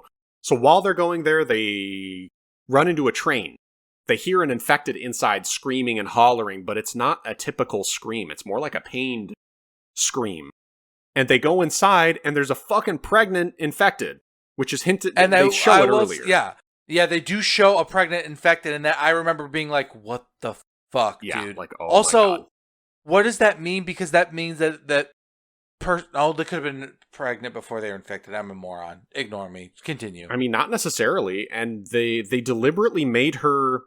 This is something else I wanted to point out too. The infected in this movie are almost all exclusively naked, which I loved because it was basically 28 years of being infected and wearing the same clothes. That shit's gonna rot off of you while they're running and screaming and sprinting and moving. Your clothes are gonna get torn and pulled, and 30 years later, you're not gonna have clothes on. Yeah, it makes perfect sense. I thought it was great. Yeah, I love that little detail. So the infected in this movie are, instead of looking like people that have turned into infected, they now look like their own species, which was a cool kind of mental break. See, and as talk about with the evolution, doesn't that feel like they're evolving a little bit? But it's almost devolving because they look like cavemen. Yes, exactly. Yeah, they look like fucking Neanderthals. Yeah, it's so true. So I loved that it was very consistent in this movie as well, that pretty much anyone infected was just covered in mud and dirt and buck naked. The point of me saying this is the pregnant woman was shown to be covered in mud and completely naked. I think she had maybe a vest on or, tatters of a piece of cloth, like a shawl over her shoulders. That was basically it. So in my mind, she's been infected for a long time. She looks like she's been infected for a long time. I'm not sure how it worked, though. Maybe they fuck. The infected now fuck because they've evolved long enough. I mean, alphas are clearly cognizant, right? They have human capabilities now. It's just they don't have an urge to reproduce. That's why I'm it's more. But do they not? How do you know that? To be fair, they could invent that and be oh, it just has never been. It's never been relevant. And it's true that we've never actually. It's something to think about. It's I don't know we've ever watched them in the wild for what would it look like after not just a month, a year, but like where it would be generations where like the old are dying, and what does that do, and like how do you know what part of the human instinct is going to kick in or not? So like I I am open to that idea, is what I'm saying. Yes. Right, like, how primitive are the infected? Are they completely non-functional? Are they just vessels to spread the virus? Or, yeah, are they more like a caveman or a chimpanzee where there is an instinct to, like, I'm still in here somewhere. I know I need to reproduce, but I'm also infected with this virus, so, like, what? Could that be possible? So the way I kind of think of it is, how twitchy the non-alpha ones are. Yeah. It's kind of like, what is that? Is the humanity trying to put, like, you in yourself, trying to pull yourself back? Like, it's that constant battling back and forth, and that's why the alphas are so in control, because there is no human left. It is just the infection now, and like that's kind of how. So like to me, that leads into more how that like those type of like human instincts could still be happening in the not the normal type of infected, and why in theory like babies could be born, and like the idea is that I assume most pregnancies would just fail over time due to the like how dirty they are, like getting infections and stuff. Like they're not superhuman, they die. So it's just like I think the odds of it living this long is what's so unlikely. And then like for all we know, this is the a millionth rage baby born, but like who's gonna keep a baby alive with the infected? That's what I was gonna say next. Is logistically though, I think it's basically impossible for a baby to actually survive. Yes. So now, I think that's a nice way to like make it make sense in this universe. It's like, yeah, they could fuck maybe and give birth, but how are they gonna raise a baby? Exactly. Even instinctually, if they know to like feed it milk at the very least, there's no parenting. How do you teach it to walk? In my mind, like, okay, you give birth to this baby, you infect it immediately, puke blood on its face, and turn your little baby into an infected, because that's what the virus does, right? Instinctually, it turns the non-infected into infected.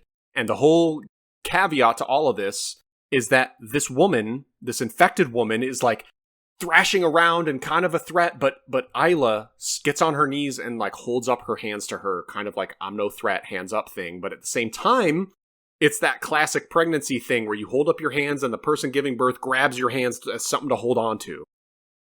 And so Isla is like scared and holding her hands up, and Spike's like, what the fuck is going on? And this infected lady is screaming, giving birth, and she kind of like in her staggered, twitchy way, like grabs Isla's hands to like help give birth. And it's a pretty crazy moment. I want to point out that like, so something else I want to highlight is like, so I even pointed out like this idea that Isla has an infection as well is the one who makes the connection to this woman who's very infected, but is having this most human moment of having a giving birth, and how like that's how the closest of these pendulums swinging together, and like that's what makes this like moment like transcend the binds of our mortal shells, if you want to get really philosophical. But like I thought that was what I think is even better about that moment is after she gives birth and they like cut the umbilical cord, and then like the like high of the moment dies down, the rage virus kicks back on. Like it makes me believe that moment was like makes sense in the universe of like it's just these chemicals. Yeah. This moment, like chemicals taking over, they're making it like, no, this is a literal disease with a like real cure, or real like we could have Advil for the infection in theory. And this like given the way this works, like I don't know, I just think it's so goddamn clever the way this thing is written, and it always makes sense in these like really like what if moments. A lot of times, like I don't know, a creative will try to throw this like crazy scenario, but it doesn't this just doesn't make sense in their universe or their rules.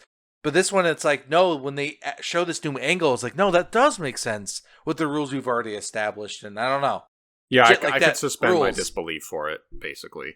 Now, the baby is not infected. I'm not sure if I mentioned that before, but the infected gives birth to a non-infected baby, which is why I said earlier the logistics of raising this thing would be weird, because you give birth to a non-infected.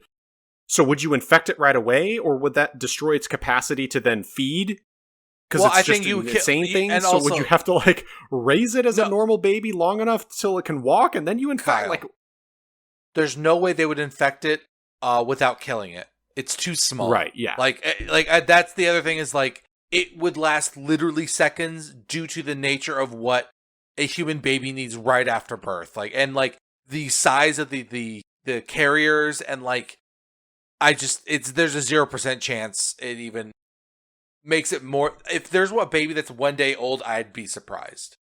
Which this baby lives, truthfully, probably for longer than it should because they don't have milk Yeah. and it's alive for like 3 or 4 days on just water, which, They tiny, do try to make a tiny- line. They do I know, kind they of mention throwaway it. line. Yeah, they do a throwaway line to try to justify why it was okay. But yeah, so this infected lady gives birth, and it's quite a moment, and then she kind of passes out after giving birth, and then like Taylor said, the rage virus kicks back on, and the infected lady goes like, "Ah!" and wakes up and screams and tries to attack them, and then the soldier Eric kills the infected lady. Then this is when the Alpha shows up, and it does his trademark beheading of Eric, grabs him through a hole in the ceiling of the train, does that classic scene where it's a shot of somebody getting pulled up through the ceiling, and then just his head gets dropped back down. Or no, the With Alpha the jumps into the train, and then has holding Eric's head. Yes, with the And so this is a very tense moment. Of course, they're running down the train with the Alpha sprinting after them and like clobbering around and hitting stuff. But it's also smart enough to know instead of trying to break through a door like most infected, it's actually opening the car doors as Spike keeps trying to close the train car doors. The Alpha opens them to run through them. So it's a very small detail, but it gives you a more rounded sense of how human they are, right? Like, that's something that has been seen repeatedly in all of the 28 Days Later movies, that the infected don't know how to open doors. They just smash on stuff and pound on things. And this thing is actually sliding open a door. It's very, you know what's crazy? I for all my picking up on things, I didn't even pick up on that. I was like, oh yeah. They are but truly obviously advanced. that makes sense. Yeah, they're thinking. And, sure. maybe the joke to some, I thought it was a bit ridiculous. This thing has like a 9-inch penis. I couldn't, dude. This is why I'm so glad I'm diabetic blind. I could not see any of the boobs or the penis details, so I couldn't tell. All the nudity to me felt very funny. It wasn't funny until this specific Alpha. Like, he's standing there in the train car, and his dick is literally like 8 or 9 inches long, just hanging there. It's wild. But it's just part of the Alpha, man. Yeah, and then he starts running. There's no Alpha with a small penis. Yeah, you can't be Alpha with a tiny dick.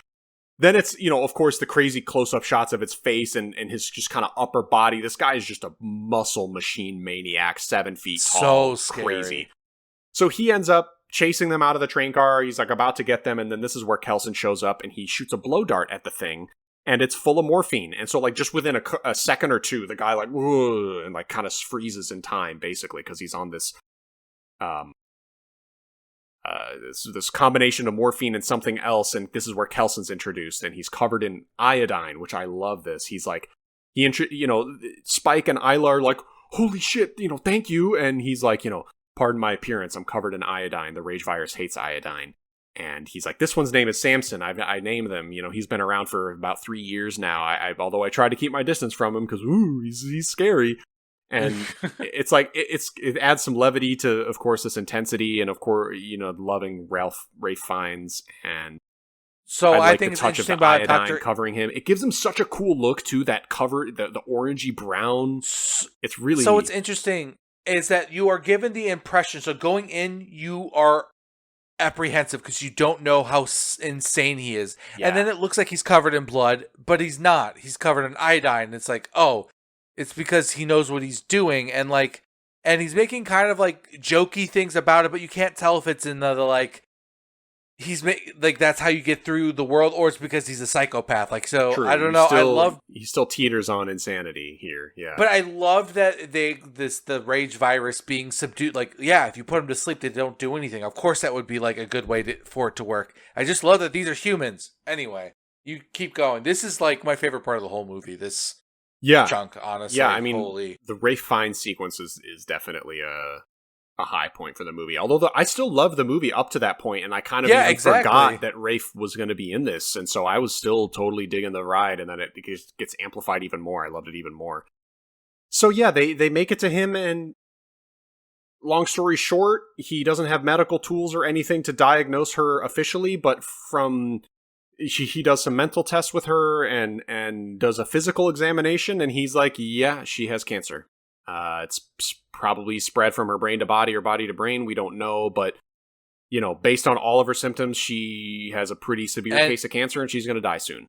Yeah, the phrase is metastasized, which means it's like the cancer cells are attaching to organs, and it's just like, yeah, there's nothing to do now, so she's dead. It's over. Yep.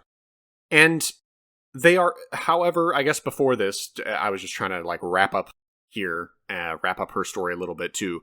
This is where the Bone Temple comes into play, where they walk into Rafe finds, I guess it's his temple. He has made this, where it's just a bunch of pillars made of bones, kind of strung together. And then in the center of all of these pillars, there's probably hundreds of these pillars, and you kind of have to weave through them. It reminded me of kind of like a bamboo forest sort of thing, all these pillars of bone. And in the center of this is this statue of skulls, which has been very prominent on the marketing of this movie. It's like the poster for this movie, this huge tower of skulls. This is what Ralph Fiennes has been doing. He's been killing infected or finding already dead infected. He has this incinerator thing he's rigged up. He incinerates the body, turns their bones into these pillars, and then puts their skulls on this tower in the middle. And that's what he's been doing for 15 years. So you think he's painted out to be this crazy guy, like just burning bodies, but he's doing it because he is, I don't know, at risk of embarrassing myself. Okay, let me take over, because this stuff to me is, I was brought to tears by the end of the sequence. Oh my god, yeah, so good. So what I wanted to say is, like, his little speech about memento mori, about, remember to die, like that we have to remember that we are a finite being, we will pass instead. And think about what I was talking about. When I was talking about the death of the villagers, were just these wooden, poorly kept up with crosses outside of the village, that they're these dead people. They don't remember them as people, but as warning signs to stop doing this, to live with these rules. And here is this almost beautiful image of death, to remember that each individual person had thoughts and feelings and existed and mattered, and I want each of them to like be remembered and to like matter. And like how much different, like in this savage and evil world, this man who was painted as like being vile and disgusting, psychotic, is honoring all of those who have been forgotten by the world. Because there, as you said, like if you go on the island, you're forgotten, doomed, you're dead, you're never coming back. When you leave the safe island, you go in, you're never coming back. He's the reason that they're remembered. That's the only reason they like. It's so, it is the most beautiful thing, especially by the end of it. And I just thought it was such a contrast of like, and it's so beautiful that this doctor, like, basically he truly dedicated his life to just trying to help people, even like in this dumb way that he can't really do anything. Like, that was his way to more or less, he had a purpose in him, and that's why he stayed sane out here. Yeah, it's interesting because Jamie, as we mentioned before, even says if they don't have a mind, they don't have a soul. So even Jamie, very early in the movie, establishes that he sees these infected as just complete nothings that you can murder and kill, and who cares. But you contrast that with Kelson's, the way that he turns everybody into a skull. It puts everyone on the same level. Right? So, like, even though they're infected, they die, you burn them down, there's still a skull in there.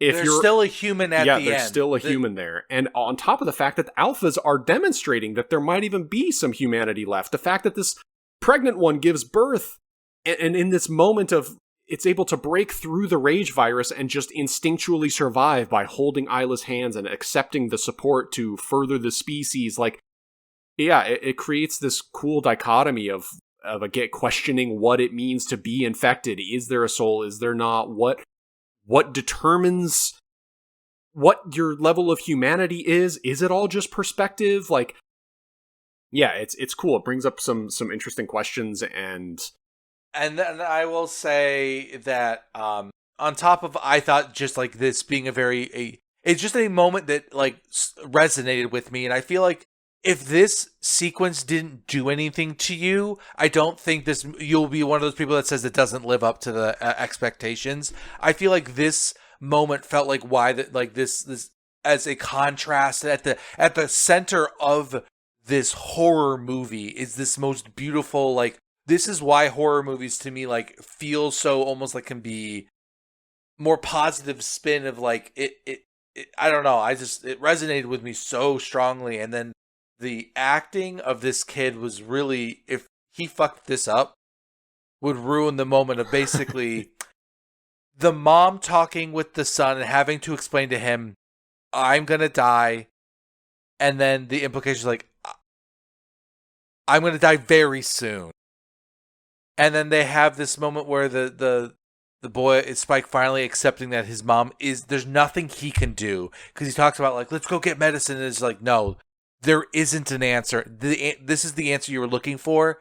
She is dead. She's been infected. There is no cure. And I don't think it's ironic that they talk about like, isn't it good to let people die when they still have their dignity and their mind? You know, and letting them pass on their own terms instead of letting the sickness take over them. Oh, you mean like the infected of the movie? Oh, and so like the kid finally accepts it and has this really beautiful moment, and the mom, Isla and Ian are having, they exchange eyes, and he's kind of like offering like, do you want me to put you down? Like, I'm willing to do that, and she's silently nods like, yeah, I want that. And then he takes the doctor and Isla walk slowly together into the forest, and he bleaches her skull, you know, and brings it back to Spike, and it's like, hey, I want you to find a special spot for her. And I remember I was like, how do they get to the top of this stupid skull pit? It doesn't make any sense. And it's like, oh, those handholds, and they show him climb all the way up to the top for a spot for his mom. And I just, a really sweet little moment. Just, instead of the way they're all facing, he returns it so she faces the sunrise, and it's just, oh man, it was really touching. It's really like this. It's extra beautiful because of how dark and truly horrendously hopeless everything was. It was just like finding beauty in death. And they even talks about, you know, memento mori is the one everyone knows. Remember, we all have to die, but there's another one that's like, remember to love, like, and like, you know, to embrace life and things like that, and what happens. And yeah, it just, in that moment, I think it really changed Spike. And this is the moment to me is like, this is why I think this movie is really good. Like, I would never say to not see it, because like, to me, if this moment wasn't here, I think the movie would have been fine. But this, to me, it makes all the themes kind of fold in on each other, and now you can see some contrasts. And you see now Spike is like, what is he going to do with this? What kind of person is he going to do? And like, I could see them writing. And so like when they kind of fast forward to, he drops the baby off at the village and runs back into the mainland. So, you know, and names the child Isla after his mom. Yeah. So here's a couple things. Go ahead. Before, there's just a couple nitpicks that I was like, I don't like that. But what I do want to say is, I did really, maybe, you know, I'm just stupid and over articulating this, but the parallel between his mom dying of cancer and the infected, it was touching to me of like, yeah, how is it any different to die from a cancer infecting your body and turning you into another person versus a virus infecting your body and killing you and turning you into another person? Like, there is no difference between these two. It's just the outcome is a cancer person just gets to die, whereas an infected person now has to live in this like shell of what they were. So it makes, again, Aaron Taylor Johnson, Jamie's earlier saying, if they have no mind, they have no soul. It really puts that into perspective of like how how they're mistreating the infected. Like, yes, they are trying to kill you. You do need to kill them, but it's like I don't They know. are not being treated. They're being treated like animals. Once again, they're being left out there, and like even by the world, everyone just abandoned them. And like you're right, this is a sickness where the symptoms is intense rage and like that stuff. But it doesn't mean that they aren't dead. There is a human in there, and they're showing these moments even unprompted. They have human moments that it's obvious that there's still someone in there. The only difference is how it looks is what's really, and what makes it such a sad and tragic thing now when they're being hunted for sport, and like when they devolve, it's like that's even more sad. Like we shouldn't be. It's Yeah, just like it's like they need to be. I guess what I was almost thinking of this as I was saying it, which is why I rambled there a little bit, couldn't articulate it. But it's instead of just killing them for sport and laughing about it like they're a rabid dog. You should be more thoughtful. Memento mori, hammering it home here. Like, remember death. Like, you should have more. You should be more thoughtful. You should have more respect. Yes, they're infected. Yes, they are actively trying to kill you. But it's like it's almost not their fault. Just like it's not Isla's fault when she, can't remember who she's talking to and it gets confused about the conversation and what you're saying. Spike still loves her all the same. He keeps reiterating, "Oh, she just gets confused sometimes." It's like what the infection is. I don't know. I guess I'm just kind of slow and thinking this through out loud to myself. But for any other slow thinkers out there like me, let's walk through this together. You know what I mean? Hold my hand and let's take this journey. I also didn't really think about that all the way through until you articulated it now, and it's. It is interesting when you put those two stories side by side. It's just like, man, that does make you feel different about the nature of the world and what it means. Like, what should we be doing about it? And like, it just the idea is instead of reveling in their suffering, like it should be, it's just. It's important to keep your humanity. Like don't devolve yourselves into becoming. What is in theory worse than these people who, the infected don't have a choice. We, the human beings, do have the choice. Yeah, like so, that's what makes it this big celebration about going out and getting your first kill is what they keep saying when Spike first goes out there. Yeah, it is. It does turn pretty disgusting when you think about it as these kind of connections get made later in the movie and you see what this doctor is doing. He's respecting everybody equally because when you boil it all down, we're still the people in there. So it makes Jamie look like an even worse guy because he isn't exploring any of these thoughts. He's just continuing this tradition that's frankly barbaric in a way. And Spike wants to be, he seems to be more naturally thoughtful and wants to seek betterment. He wants things to be better. And yeah, this little island doesn't really want that. So these are all things you guys can discover on your own when you watch the movie. What I want to try to wrap this up by saying is my nitpicks, which is what originally started this little tangent. Yeah, let's hear it. Number one, I don't like that Kelson walks off with Isla and then presumably, an hour later comes back with her skull. I was like, dude, it would take so long, even in that incinerator he has, to fully incinerate a corpse and get the skull and wash it down. Meanwhile, Spike is still sitting there with the baby at the Bone Temple, like not moving. So did he just sit there for 7 hours, 2 hours even? Or like they try to show the passage of time because we didn't mention this, but Kelson sort of doses Spike with a little bit of morphine just to kind of like take the edge off and make him sit there and not have to fight because he wants to fight for his mom's life and he's kind of having a hard time potentially accepting that his mom wants to die. So they give him a little bit of morphine and then that's when Isla and Kelson walk off into the distance and Isla dies. So they try to make the sequence look a little bit trippy, but it's also very beautiful with the swirling camera and the flames and the music. It's a beautiful moment. But when Kelson walks back into frame after, a couple minutes of this with her fucking skull, I'm like, how long did he sit there? What? Like, was this 20 minutes or 5 hours? He wouldn't just still be sitting there holding the baby. I wish they just did a little thing like they showed him asleep. Right? Like, maybe he's leaning up against a tree and he falls asleep and he's still holding the baby. And then Kelson comes over and wakes him up and goes, hey, here's what's left of your mother. Like, find a spot for her. Yeah, that's you know actually a really good point. It's just a little nitpick where I'm like, okay, that's a little much. I agree. Unless because then to further this nitpick, I thought to myself, okay, let's say he doesn't incinerate her entire body. Let's say he just takes her head and puts it in that little incinerator that we see earlier. And we get an idea that it's fairly quick process when it's just the head being incinerated in this like iron capsule thing that he has. Then that means he kills Isla and cuts off her fucking head to put in the incinerator.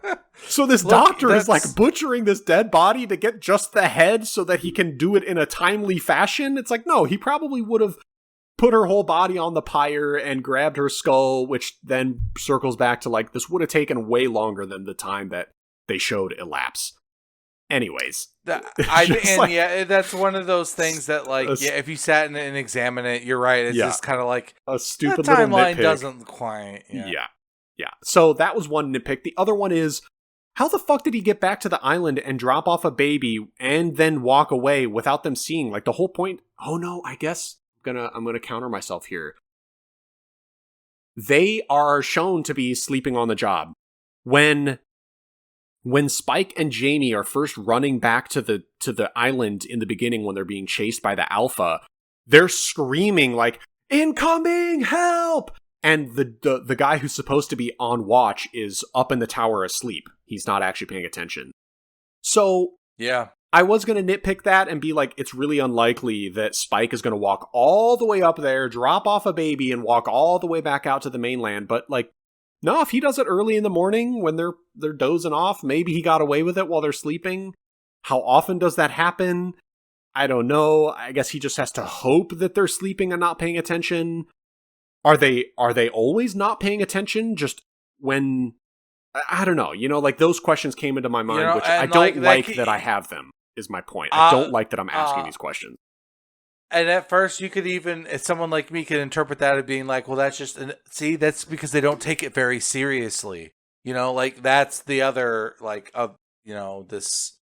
One way you could justify it, but I also agree that it does seem just... It seems unlikely that he would get to walk up to the base and back during the daylight, because it was during the morning. I don't know. Anyways, that was the other little nitpick I had at the end. Now, the actual ending. Finally, we're getting here. 2 hours later. What'd I say? 28 hours later? This is when... so they do a cut. A 28 days later cut, which is a cute little wink. But essentially, during the sequence, it's Spike has returned the baby back to town, and he left a note in this little basket that he has the baby in. And it basically is saying, like, hey, Dad, Mom died, she had cancer, Kelson isn't crazy, here's a baby that an infected gave birth to that's not actually infected, so please be nice to her, her name is Isla. I need to spend more time walking out in the wild. I don't feel comfortable coming back yet, because he's, still mad at his dad for cheating on his wife and not really being a good person. Shocker, Aaron Taylor Johnson playing that fucking character again. Anyways, so yeah, it's sort of a narration of this note from Spike, and it cuts back to Spike, hunting for fish. He's shooting fish with a bow and arrow in a river. And Jamie reads this note and is really upset and goes sprinting out through the gate, but the tide is up, so he can't really run. He just takes a few steps into the waist-high water and screams and cries, Spike! So it's like, he is still a good guy. He does care about his family, but he's just, not the best dude in the world. But yeah, beginning of his arc here. Yeah, there will be a redemption arc here. He'll go out and try to find Spike. This is where we are introduced, circle all the way back to the beginning of the movie, Jimmy from the beginning of the movie that Lauren and I both thought was Jamie. Jimmy is indeed a separate character. It's Jack O'Connell, the actor. I forgot he was in the movie. And I didn't even know he was. Yeah, he was. So this is when he shows up, and This is like such a crazy out of left field sequence, but it was cracking me up. I fucking loved it. It's this like Euro gang of weirdos. They're all wearing different color track suits and they're all like blinged out in gold jewelry. And you know, the sequence starts with Spike is trying to eat his dinner and then he gets attacked by some infected. So he's like, oh fuck. And he has to like run away and shoot some infected. And he hits this wall in the road. It's a big like man-made kind of blockade of rocks. And he shoots one infected through the head and he's notching another arrow. And then he looks up to the left and there's Jimmy kind of like perched up smiling with all his bling on in his tracksuit. And he's like, wow, that was a good shot, man. But you know, I think there's too many of them for you. Like, you mind if we step in and help? And Spike's like, yeah, okay, help me. And so then they all like jump in and this crazy punk music starts playing. The energy starts to change of the scene where it's like now a lot of quick cut shots and they're all like laughing and having this jovial time while murdering these infected, and they're doing terrible shit to them. They're like stabbing them with spikes and holding them away and then sawing their heads off with shit. Like, they're really brutal and fucked up to these infected. And they're all like having a good time doing it. And they bag one's head up just like they did in the house too. Yes. That's where I was like, you know, that person they hung up might have been already infected just based on like what I'm witnessing here, that they might be like torturing these guys after they might like kidnap some of them to like fuck with or something. Sure. Just some random thoughts. I also did think that the infected that was strung up in that building, however, he had like sweatpants on, tracksuit pants on, is what it kind of looked like. Oh, you motherfucker. I did not notice that. So I think it was indeed a message or a punishment for somebody in their gang that betrayed them. Because he had like gray sweatpants on, and as we've seen in the movie, almost all of the infected are completely naked. Or if they do have something on, it's just like... You're right, Kyle. Yeah. Detail I totally overlooked. So it made me think, okay, then this guy is definitely unwell. Despite the sequence, it seems like a good guy. He's helping Spike, but they're also like having way too much fun killing these infected, and they're way too brutal. And I have some context to give you, Kyle. Yeah. Go. The last thing is also he's wearing the cross, but if I'm not mistaken, it's upside down. Yes. Yeah, it's an upside down cross. So this is where you go, oh, this is Jimmy from the beginning of the movie. He has the cross, but now he's like rejected faith, right? By turning it upside down, he's probably rejected his past. He's pissed at his parents and his father for dying, whatever. There's also hints that Jimmy is in the movie because there's a shot at one point that says like, behold. It says something vaguely religious. It's like, behold, he is coming. But then the word Jimmy is like scrawled next to the word behold. So it says, behold, Jimmy, he is coming. Something like that. And so you're like, oh, wait, just Jimmy, this Jimmy character is here somewhere. But it's just like, they're just giving you little hints. And then at the very end, the guy introduces himself as Jimmy. And you see that, or no, he doesn't even say Jimmy, does he? It's just the cross. I don't remember if he says if his name or not. Regardless. No, he does. He does say, I'm Jimmy. Yeah, I'm Jimmy. I'm positive. And he's got the cross, and he's got blonde hair, just like the little blonde-headed kid in the beginning, and his name is Jimmy. So the whole thing circles back, and you kind of go like, oh shit, yeah, here's Jimmy. Finally, we see him. All right, this is him. And then he's a fucking crazy cult leader. Yeah, he says, how about we be pals? And then he goes to shake Spike's hand, and then it cuts. And that's the end of the movie. So, Kyle, that man is dressed identically to the UK's biggest known child sex offender or pedophile. Oh. Okay. And his name is Jimmy something or other. Oh, Lord. So, we don't know, is the implication that it's that human being? Is it supposed to be a shorthand to be like, this guy is bad news? Is it supposed to be shorthand of, there might be some pedophilia shit going on? But it is a very clear reference to a real human being in the UK, because he also dressed just like that. Ugh, I didn't know any of that. So, as somebody who was ignorant to all of that within the context of the movie, there's clearly enough signs and signals that Jimmy is probably going to be a fucked up bad dude. Yeah. But, that added context makes it even worse. And the fact that he's shaking a 12-year-old's hand saying, let's be pals. I don't know. It could be like, some fucked up shit happening soon. So, and there's some people who are like, they're not sure how to feel about that with it being, you know, it's hard to not. There's too many similarities that it's obvious that it has to be referenced to that person. In the same way of like, I don't know, does referencing Jack the Ripper make you like that's like an okay thing to do? You know what I mean? So I like, and is it like is the movie trying to say this is our universe's version, or is it just more of a like nod to the audience's about the type of person this is? I don't know. So yet, wait, but you're that was the last thing. okay. Yeah, I mean, yeah, if you had a character and you set him up to be a little bit disturbing and creepy, and then there's a lot of references built in that he, to Jack the Ripper, then it would make people go, oh yeah, this guy's going to be a serial killer.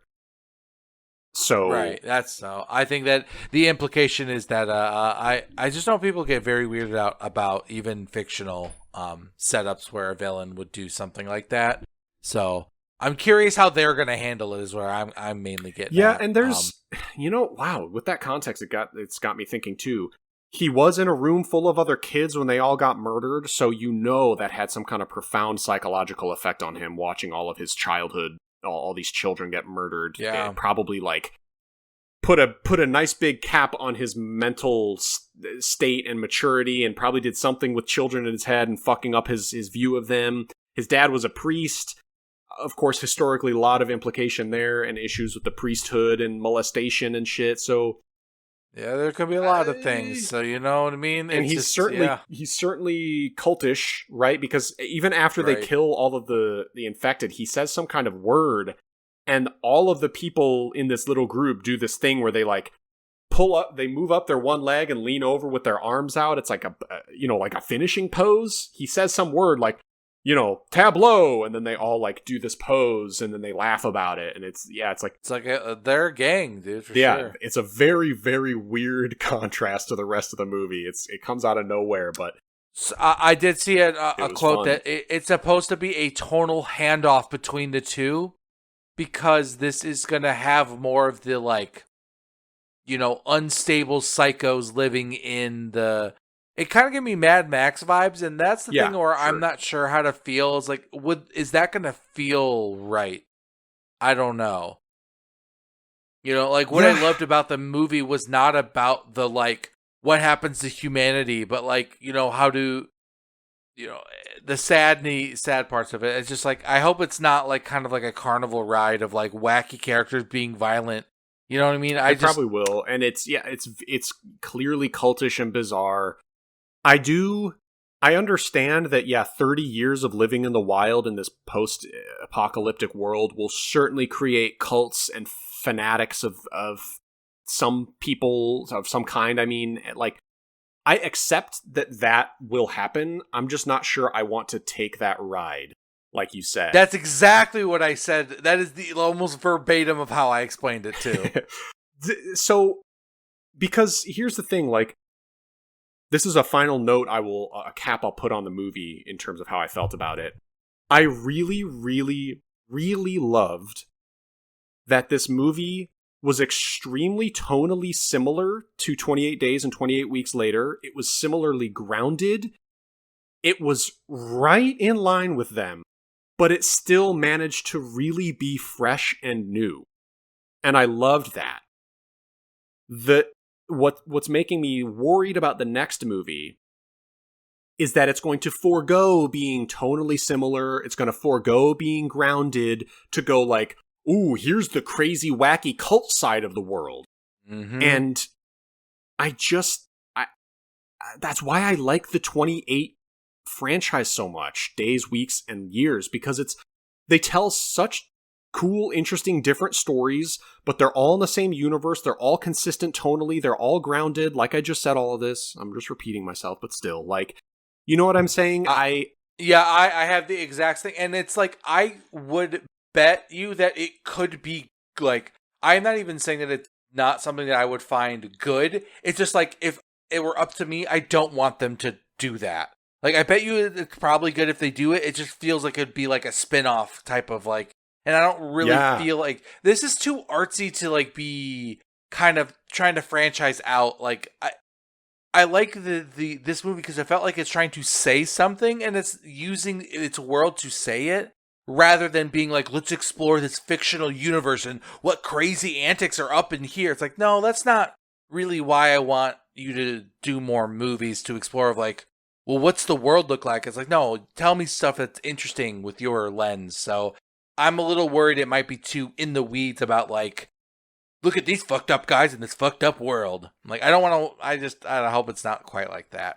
But That's well it said, could be good, yes. but I it's obvious, and like, there's no trailer, so it's like, I'm totally open-minded about it, but I'm hoping that it's more like this movie, because as we talked about it, I'm giving this at least an 8 out of 10 now, for sure.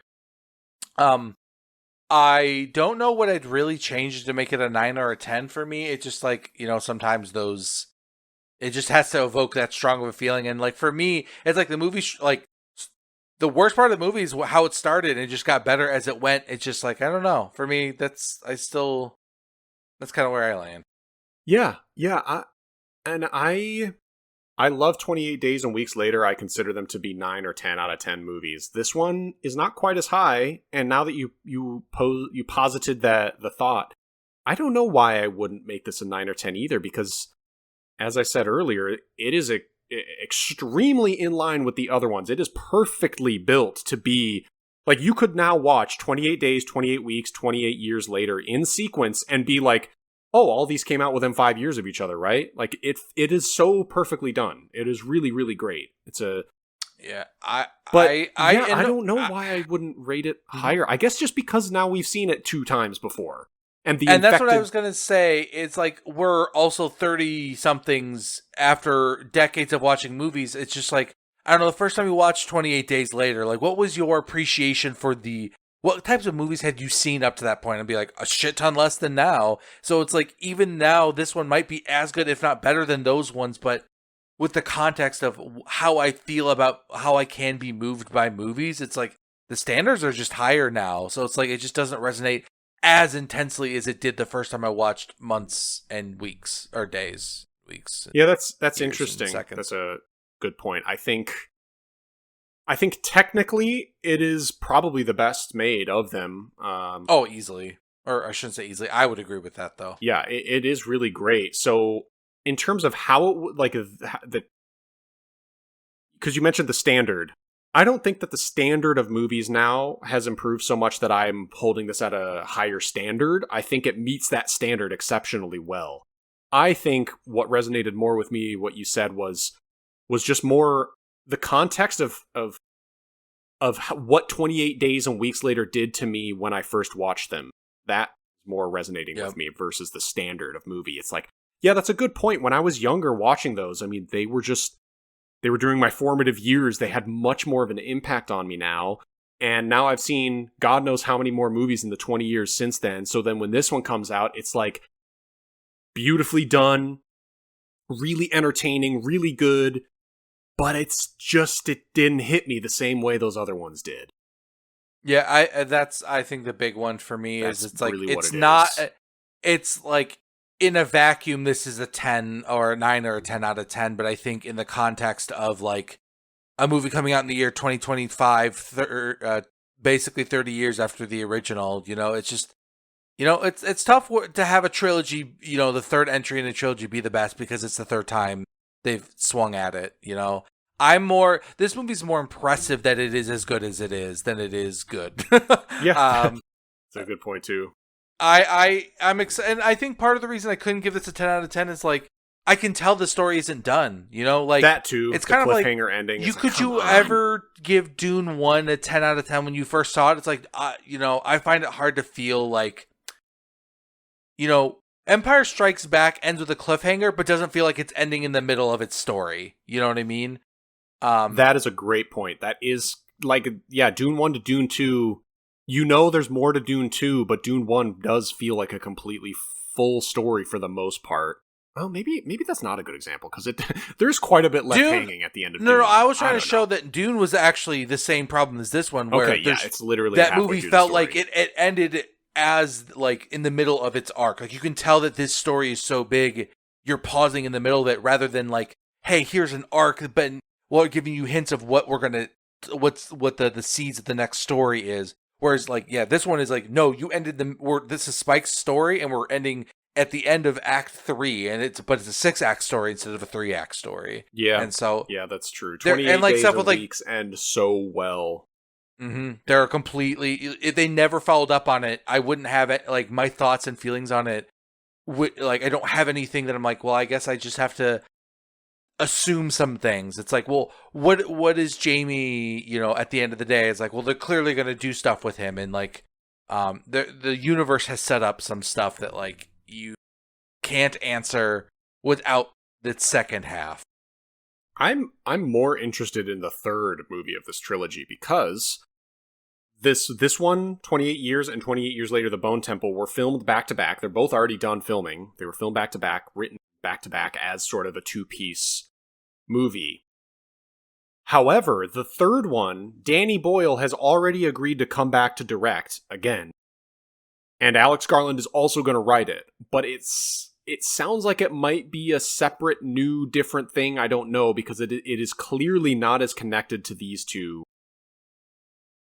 So this is going to be kind of more of like and like the way that all the other movies, all in the same universe, just not following the same characters. Yeah, so that's kind of what I get the vibe of. Maybe we're looking at 28 years later wrong. Maybe we should have been looking at this through the lens of this is part one of a 2-part movie, but that does detract from it, right? Like Dune Part 2, I think, is a lot worse than Dune Part 1, but... Kyle, that's exactly what I'm saying is why I think it's hard to not give this a 9 or a 10. Yeah, true. Especially... It's not a complete movie. Maybe... Exactly. So there are some parts that it could never really hit the 10 out of 10 unless, like...